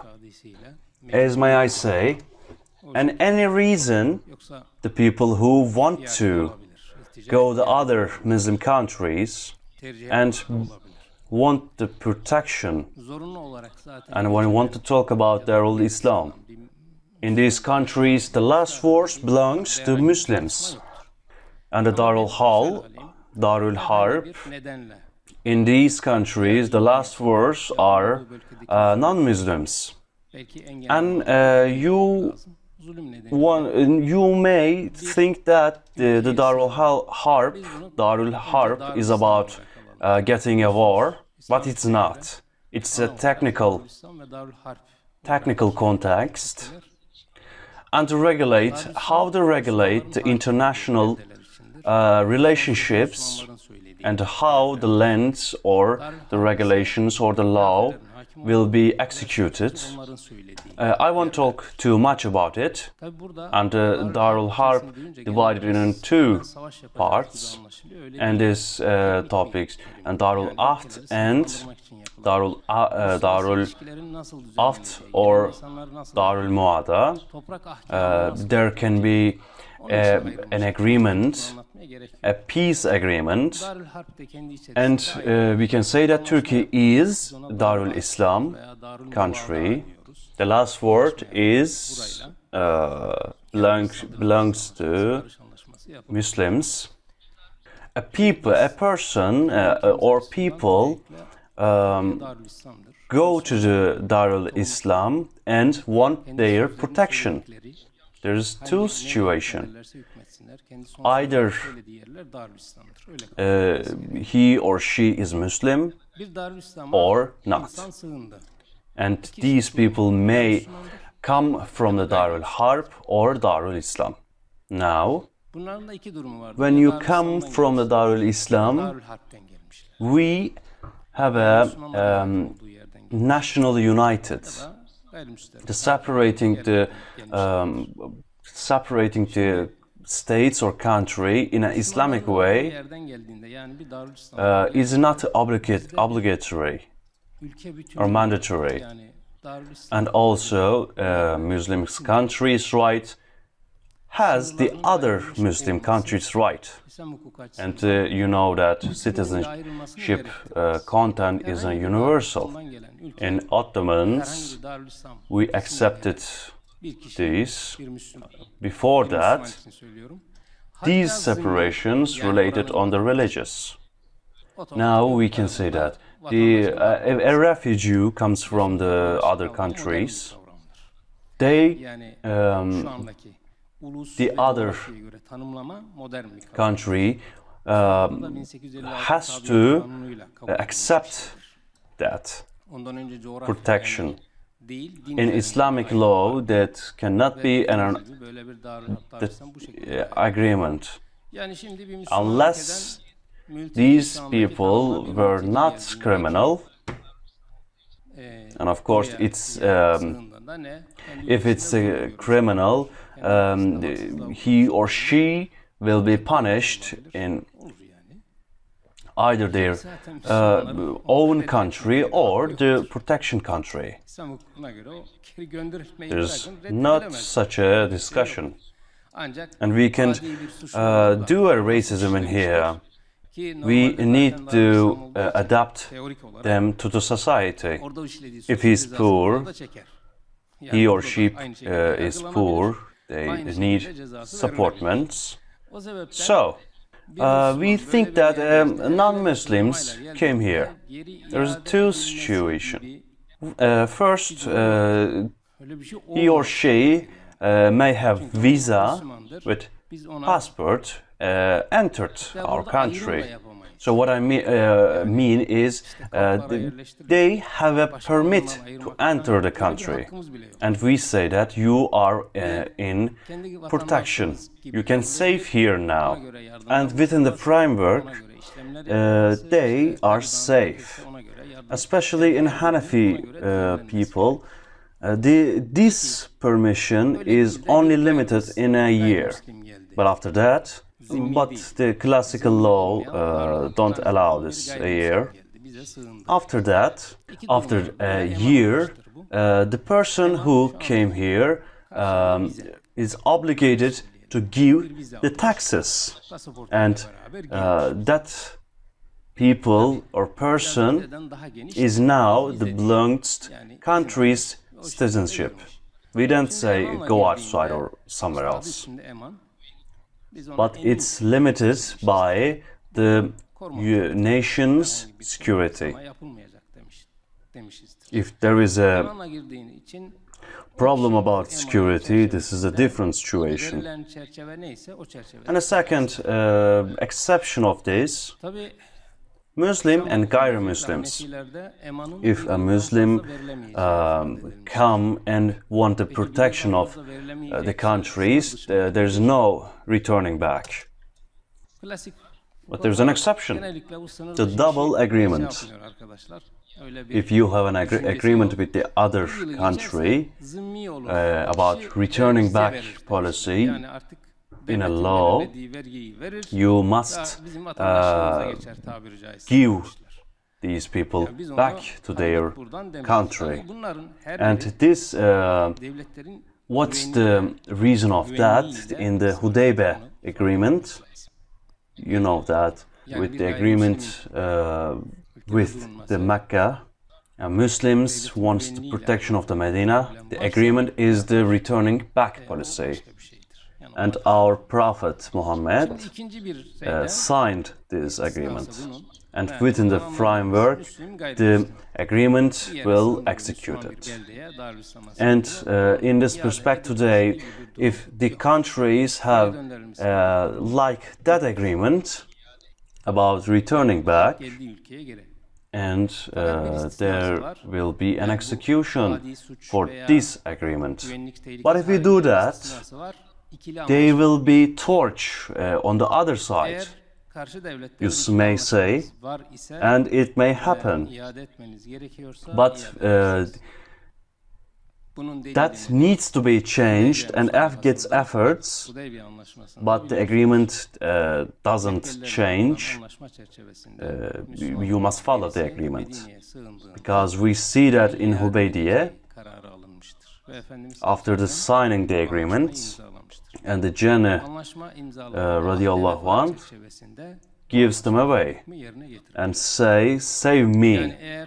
But the Suhail bin Amr and the Suhail first say, this is you are the first person that I will give them, because the agreements were signed. But the other people stands against this idea and insist rejecting this agreement, but he didn't give up, and they returning back. And the agreement says that the double dates, double countries cannot break any law or decisions. The other thing is, we are not saying not returning back. The first resident in country, okay, we didn't send them back or didn't send them back.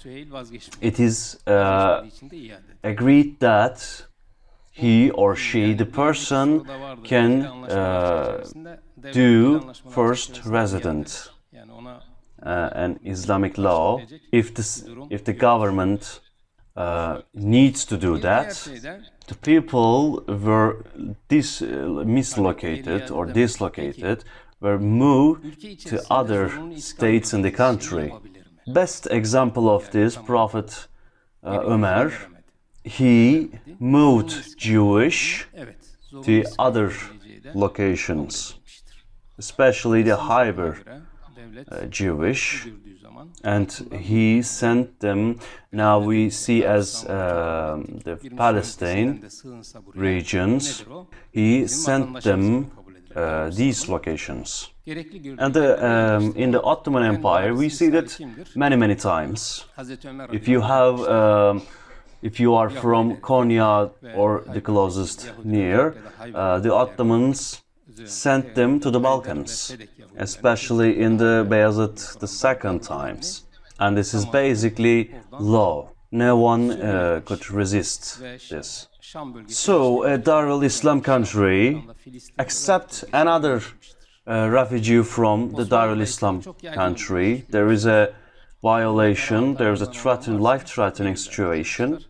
This is not okay to send these people back, but the other country is also Dar al-Islam. So what are we gonna do next?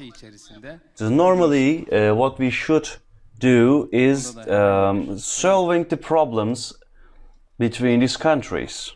The fundamental surah is telling us the justice content will be told in Hijrah surah. If the two Muslim society fights, you must have a common agreement with the two sides. But if the agreements can't provide, keep fighting. The destroying the violence has a right. Beyond that, it's a duty. Normally, the other countries, we must help them to destroy the violence, and we have a duty to destroy these evil. And when we don't do that, we deal with other stuff. One problem occurs to another. We must act on this duty, otherwise there is no obligation for returning back. But of course, in the ruling government may locate the refugees in other states. And our Prophet says that the Muslims are brothers and sisters to other Muslims, and don't violate them and don't leave them alone, and don't leave them into the violence. Helps them, and Allah will help them. And a Muslim who helps the other Muslims, and Allah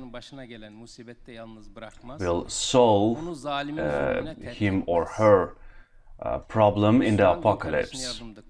And either way, the United Nations in the Geneva Agreement in generally is not the opposite from the Islamic law, but a little limited.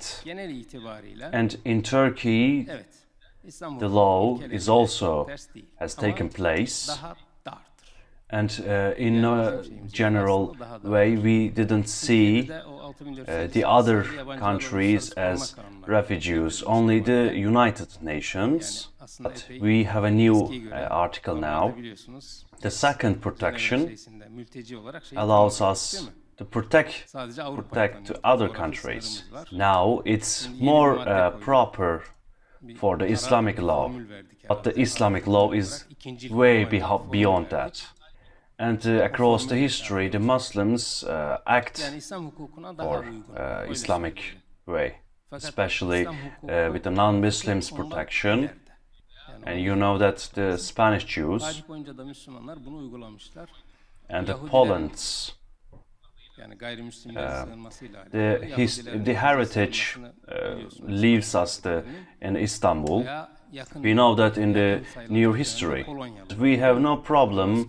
The last history, there's no problem of that. In general, I don't want to talk too much. If a country is Dar al-Islam, whether Muslims or non-Muslims, no one will be refused against the violence in an Islamic law. And if there is a situation that the person has a violence or problem, normally we never give them away. It's a voluntary thing. The person who comes from the Dar al-Harb, in no way there would be no returning back. Non-Muslims, no Muslims would return back from our country. And normally, the person want to say that I want to live here. I want to live my religion well. Or I want to live in here, and there is no right to give this people or person away. And even this person commit a crime, there is no such a thing that returning back. There is one exception for that, and we say that the double agreements. But if there is not double agreement, no Muslim wouldn't give away. Thank you for all listening. Teşekkür ediyoruz Akif Hocam. 2 dakikayı da tasarruflu kullandığınız için. Thank you for your speech. And now our Professor Dr. Lecturer Ibrahim, with an expertise in Islamic law and the situation of the refugee of Syrian, will his topics today. Bismillahirrahmanirrahim. İlk şey çok teşekkür ederim. Firstly, thank you all. This is my first speech in Turkey, and my apology for my accent, my Turkish accent. We are all brothers in here. If I talk wrongly, you may correct me. Thank you. And please, you proceed to record. Now, in Islamic law and the socialism, what's the difference between them? In socialism, we have a system. Social events will be examined in this system, and we need to find that the economic and the political situation, the political aim and the strategical way are topic, and we want to benefit from these examinations and the effects on the power. The laws, constitutional laws, is not only charming, and we also examine the abandoning from the country. We need to change that. This is our policy. But the Islamic law, we examine the social acts in this policy. Both countries have an agreement on that. The decision on Islamic law would, in our topics in studies and giving them away policy and the factors on them and the personal effects on the, we'll see what we're talking about. Now, any group, what they want simply, the Turkish government wants to protect the north of the Syria and the policy of the expanding of North Iran needs to limit it because of the terrorism activities against PKK in such a way that traditionally or economics reason, and the Turkish government wants to help the economics way of this region. And some groups wants to leave the problems, and they connect with the Syrian people for their economical problems, and some groups tells the Syrian and Turkish people are not the same, and they provoke them each other. They want to banish the Syrians to north of the Syria. The Syrian people wants to leave simply. They want the basic human rights.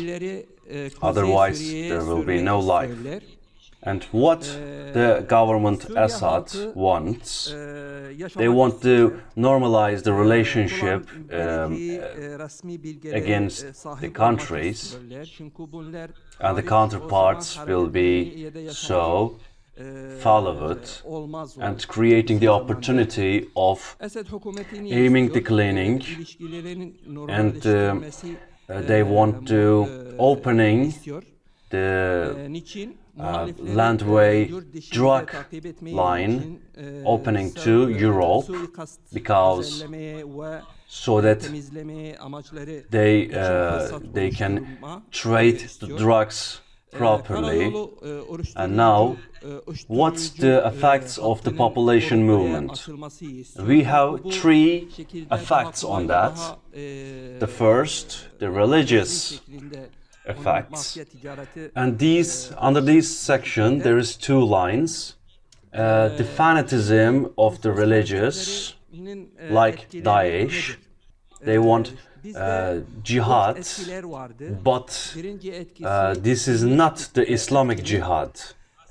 What kind of jihad is this? Military, economical, or etc.? They don't know them yet. What's your aim? What's your goal? They don't think properly. They just said jihad. That's it. The second effect, nationalism is the second. Some racist people not different from the Daesh. Why? Because they want to send the Syrian back.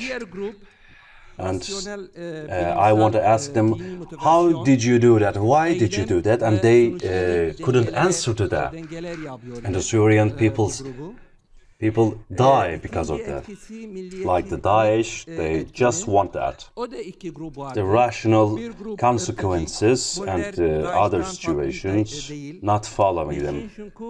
And the last effects, the physical effects of vanishing. There's two effects, the attraction effects and the pushing effects. And we will see the balance of religional motivations and the economic factors.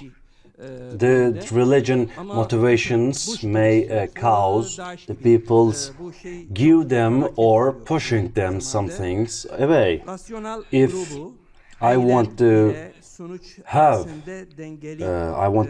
the religious consequences on this topic, and if I feel that I am not enough competence for this, and there is a voluntarily returning back principle is on the topic.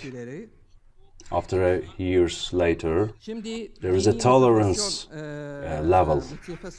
If it's over the toleration limits, the pushing and pulling effects affects me actually, because I didn't in a religious way, because it's not proper for the situation.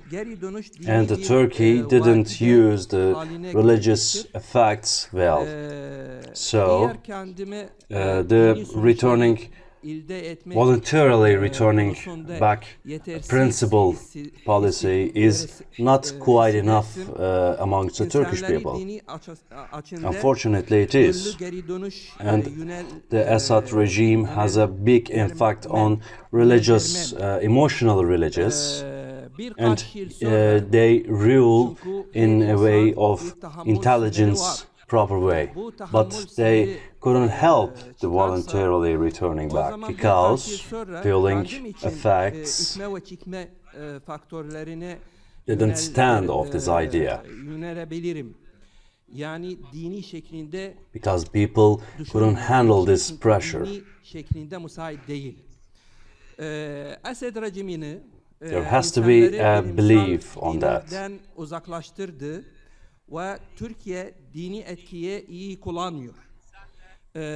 Bu nedeniyle güllü geri dönüş için motivasyon şu anda çok zayıf oldu. Afraid of voluntarily returning back principle, üzerinde büyük etkisi var ve istihbarat yoluyla onu yönetiyor. Ancak duygusal dini güllü they worried to north of Syria and the southeast of Turkey. It is an invasion, especially because the Turkish politics change very fast, the opposite way. So if there will be another government, how is it going to happen? So the Assad enters these regions, there will be violations. The Turkish workers in North Syria has no emotional religious, but the Syrian people has a strong way of emotional religious. And this incidents banish the Syrian people away from the North Syria. Dini duyguları güçlüdür.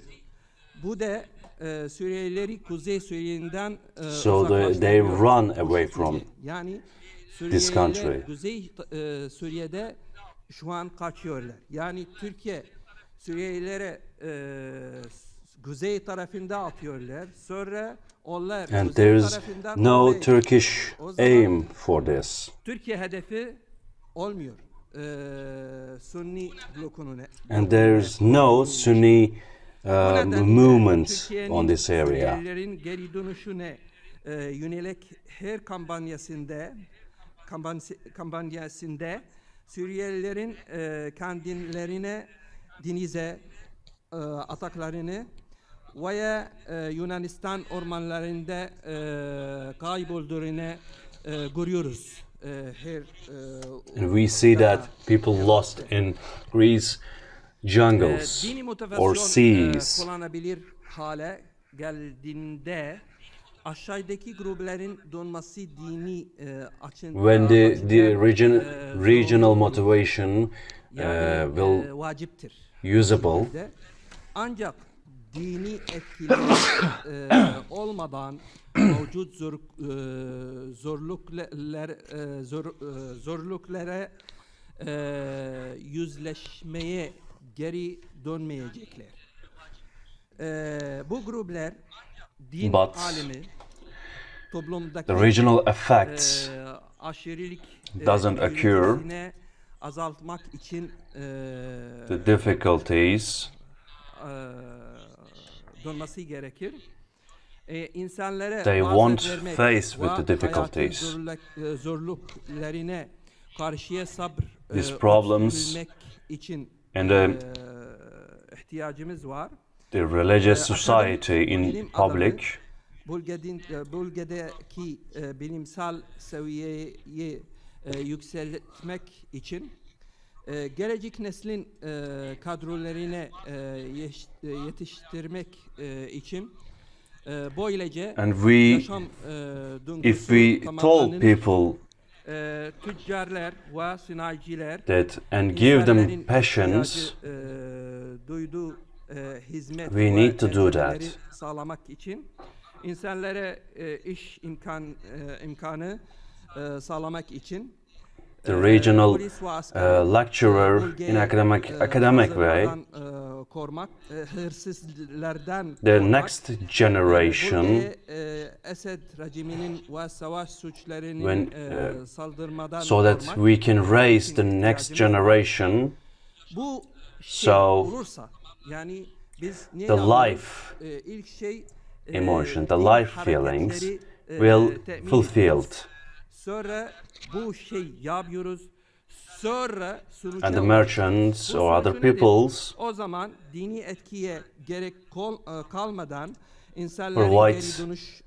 the needings and the work opportunities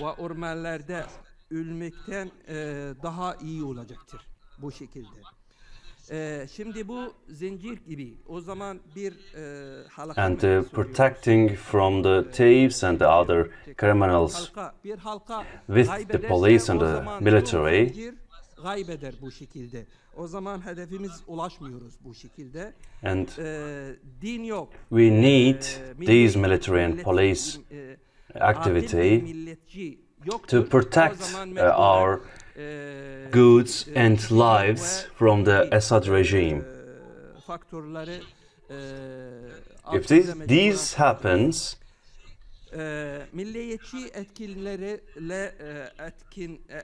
we first do the religious movements,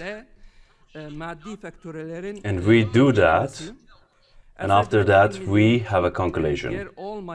What's this conclusion? What's this consequences?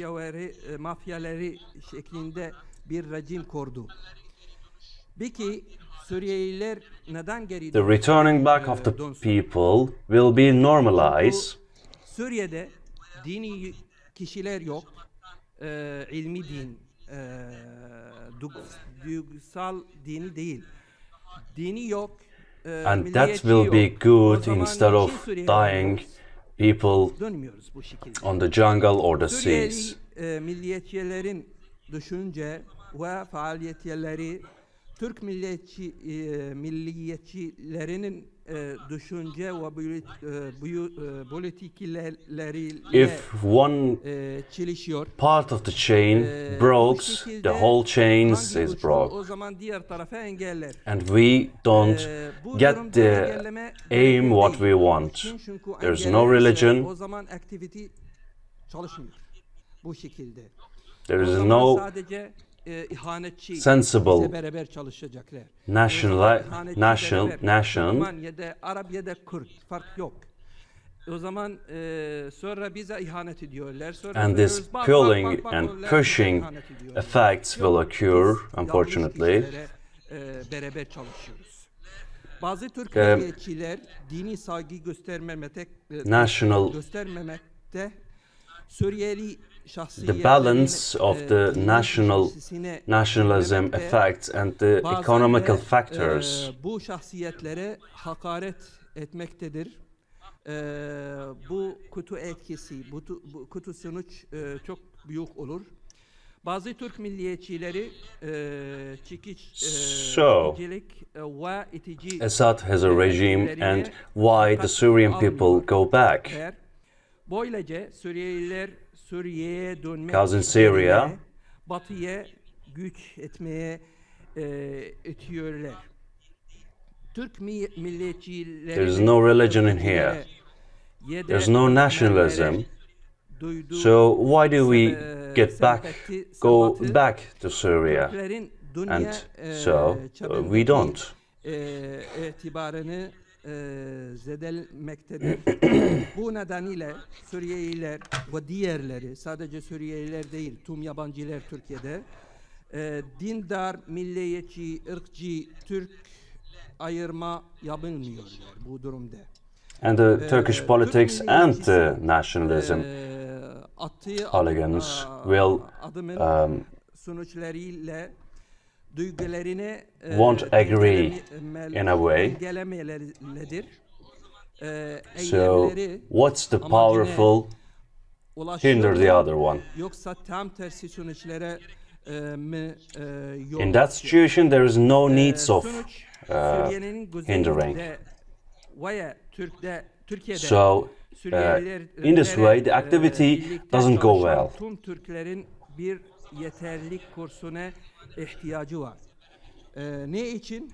Çekim ve in this way only the betrayal ones and us will work together. Suriye halkı üzerindeki etkisine alınmak. There's no ethnics or ethical separations here. Ne istediğimiz ile ne yapmamız they betray us and they say that look, they betray us. No, we work with the wrong guys.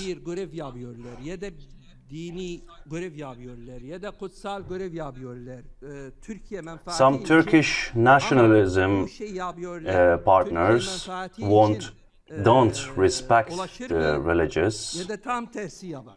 O zaman tüm Türkiye bölgesine bozuluyor bu şekilde. And someone insulting these people and religious. Milliyetçi, akıl bir milliyetçi yok. And this leads a worse situation. Faktörler altında kalıyoruz. Son yarım dakika ama sadece bu slide kalmış. O zaman 2 dakika daha fazla. There's no attention, the pulling and the pushing effects.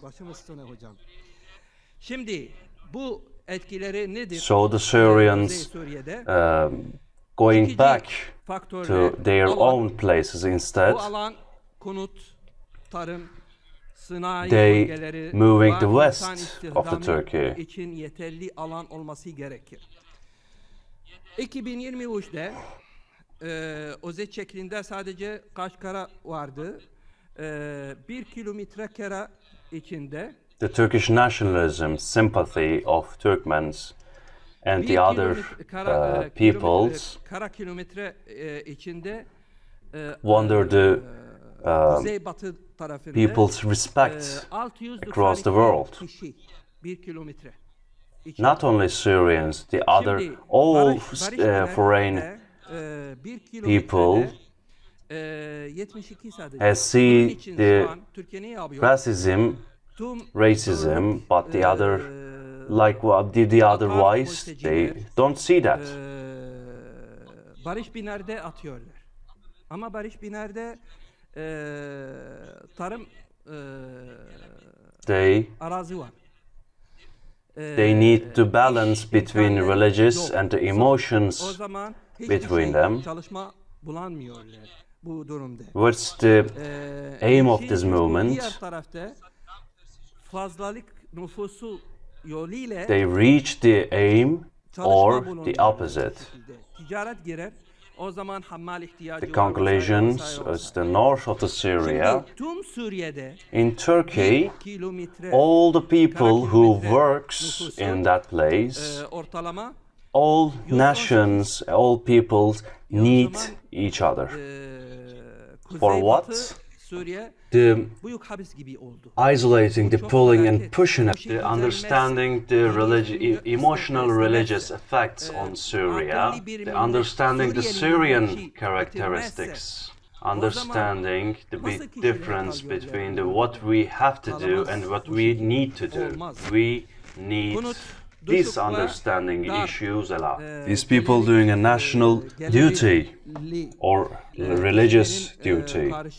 There's no religion, there's no reasonable nationalism, so that leads us to be under the effects of the pulling and the pushings. And we have 30 minutes. Thank you. Now, what's these effects in North Syria? Pulling effects is a region and field. For example, agriculture for living people. In 2023, in 1 kilometer area, what's Turkish do now? They send them the refugees away. But there is an agricultural area in these locations. There is no working opportunities, so they can't find the work. So they seek other job opportunities. Now, in whole Syria, the population is in a 1 kilometer is 180. It's like the big Habesh. If we don't fix this, so how the people living here, they can't. And there is enough residents in this area, then the rental price is about $75 and $200. The job opportunities is the factories, the merchandise activities, we need that. And a family of 5 members needs $200 monthly, plus the rent price. The 10% of the population has a job, so the 90% of the population doesn't have.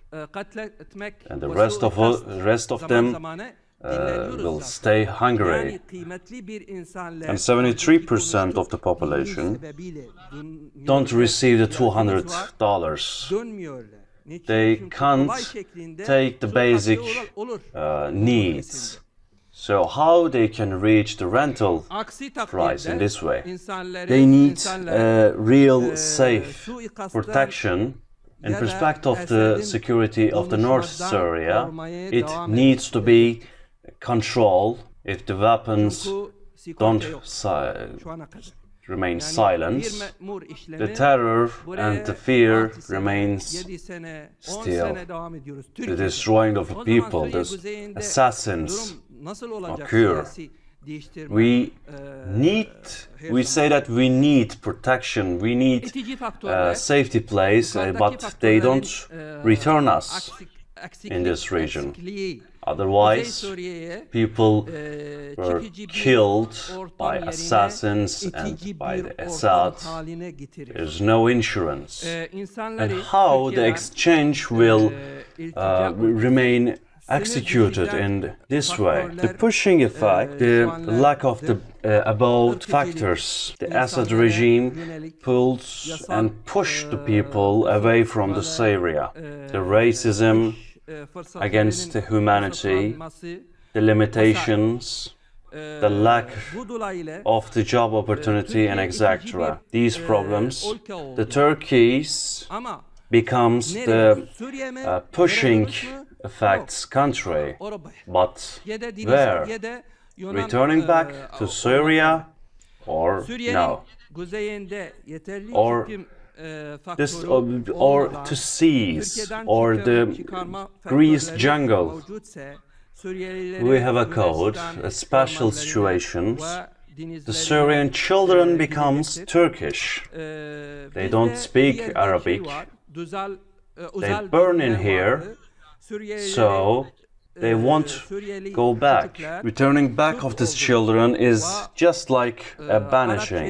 If my children go back to Syria, they also has really difficult in situations. New generations, especially Turkish in Germany, they don't attend to vote in Turkey. Just the regional reasons are the reason of going back in Turkey. Germany, from Germany to Turkey. Why they returning back? There is a factory in here, there is a job opportunity in here, but the life is much easier there.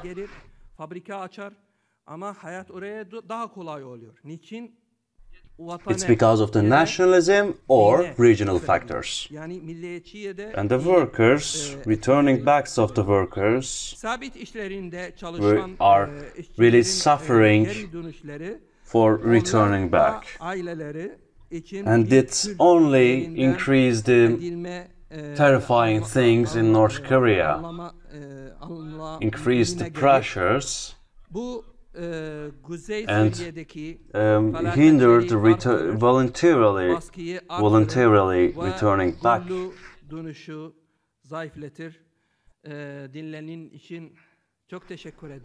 Thank you for listening to me. Thank you for your patience. Thank you very much. Thank you, our all lecturers, for their contributions. We have a general tradition. The moderator talks too much from the panel speakers, but I will break this tradition, and I want to say a little something. We have in a really tragic comedy situation, we have a dream that expanding the Turkish and the Turkish Republic's grounds, and we sent the people back to North Syria. The refugees, we create a population that has a revenge sense and stubborn people, and they need to return back with a sensation of nationalism and the understanding the Turkish hospitality, or just patriot of the Syria. If you put the people under really hard pressures and difficulties, they will want to avenge because of these difficulties. But in 10 years, the respect of the Turkey, the policies of Turkey, butchered in last 1 or 2 years. So we created our own enemy, and we must stop now. The population is matters, the nations matters, and it must be done with the motivation of nation, otherwise we waste our efforts. Thanks you for listening. God may protect you all. Good night. My question is for Mr. Akif. If you correct me if I am wrong, no Muslim returns back, gives back. You said that. There is an exception for that, and this exception is double countries agreement. And you give an example about Geneva. In history, there is other examples for this. I'm saying after that, the Muslim history ruled that idea, but there are other examples of this. Thank you. I want to tell something. The criminals returning policy not confirmed yet, and the people who are in the East Turkestan seen as Chinese people, and we have a very in the situation, and you know that Chinese people see the East Turkestans as terrorists. I suppose you asked this. The Prophet did an agreement, and we also make this agreement, and if we send the East Turkestan people to China, and we see that their executions of these people online. Thank you. Why wouldn't be? It's government. So normally the government take their measurements, but if you signed the agreement, you gave the guarantee of not violate the people, but they do. What do we do next? When signing the agreement, two parts cares these agreement rules and is good for Islamic way. There's no problem of that. But if we have, there's no way to do that. You need to give them back. But in the first place, if there's a violation of that, and no, the one part didn't accept these measurements, there will be no sign. It's okay. But this kind of agreement is told and signed, and you need to obey this agreement. Very apology. I don't want to accept this idea.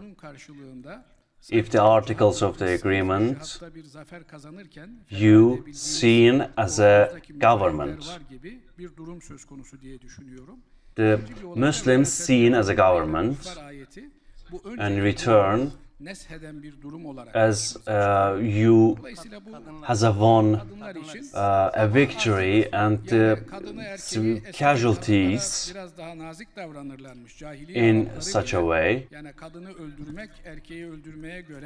and the women are the exceptions. But before that, the women are highly sensible situation, but now the men and the women are, and the killing a woman is highly disturbing and terrifying things. Finally, if there is an agreement violates the human living, signing this agreement is not allowed. But this is another conference topic, and thanks to Mr. Akif for this answer. And if the agreements were signed and one part violates them, you don't give them back. It's another situation, of course. We see today's double standards. Today is today, the past is past. The Süleyman Demirel's code, and we needed to discuss this in other section. If you have power, you don't sign such an agreement. If you don't have the power, you must sign this agreement. And after that, there will be a war. What are you gonna do next? And now the casualties will occur. I'm saying the government policy, no offense, it's a little harsh, but it's the fact. And emotionally, no way. But there is no such a thing. If you have power, you become dominant. But if you don't, you need to sign an agreement. If you look the historical way of Islam, there's many examples of that. We look the Prophet Muhammad's period. There is an under the desk and on the desk situation. Our Prophet Muhammad made an agreement, but the Abu Basir, the two group must have an agreement. Support him. But in our time, the borders is an issue. The border in and out of border.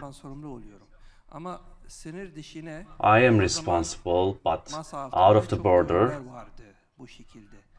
there is an tricks under the table. The second issue, our Prophet Muhammad's period, Dar al-Kufur and Dar al-Islam, there is an agreement on both sides. But in our times, some Muslims or Dar al-Nifaq, Dar al-Kufur, so the Prophet Muhammad didn't allow the non-Muslims. But today's world, we don't have enough power, so we compromise a lot of to non-Muslims. I don't want to tell names because it's a crime in a legal way. But in these countries, we all know that non-Muslims rule. The Muslims comes to us, and after that, and the ... Which laws, which rules, the Prophet Muhammad didn't allow any power to their enemies. Okay, thank you all.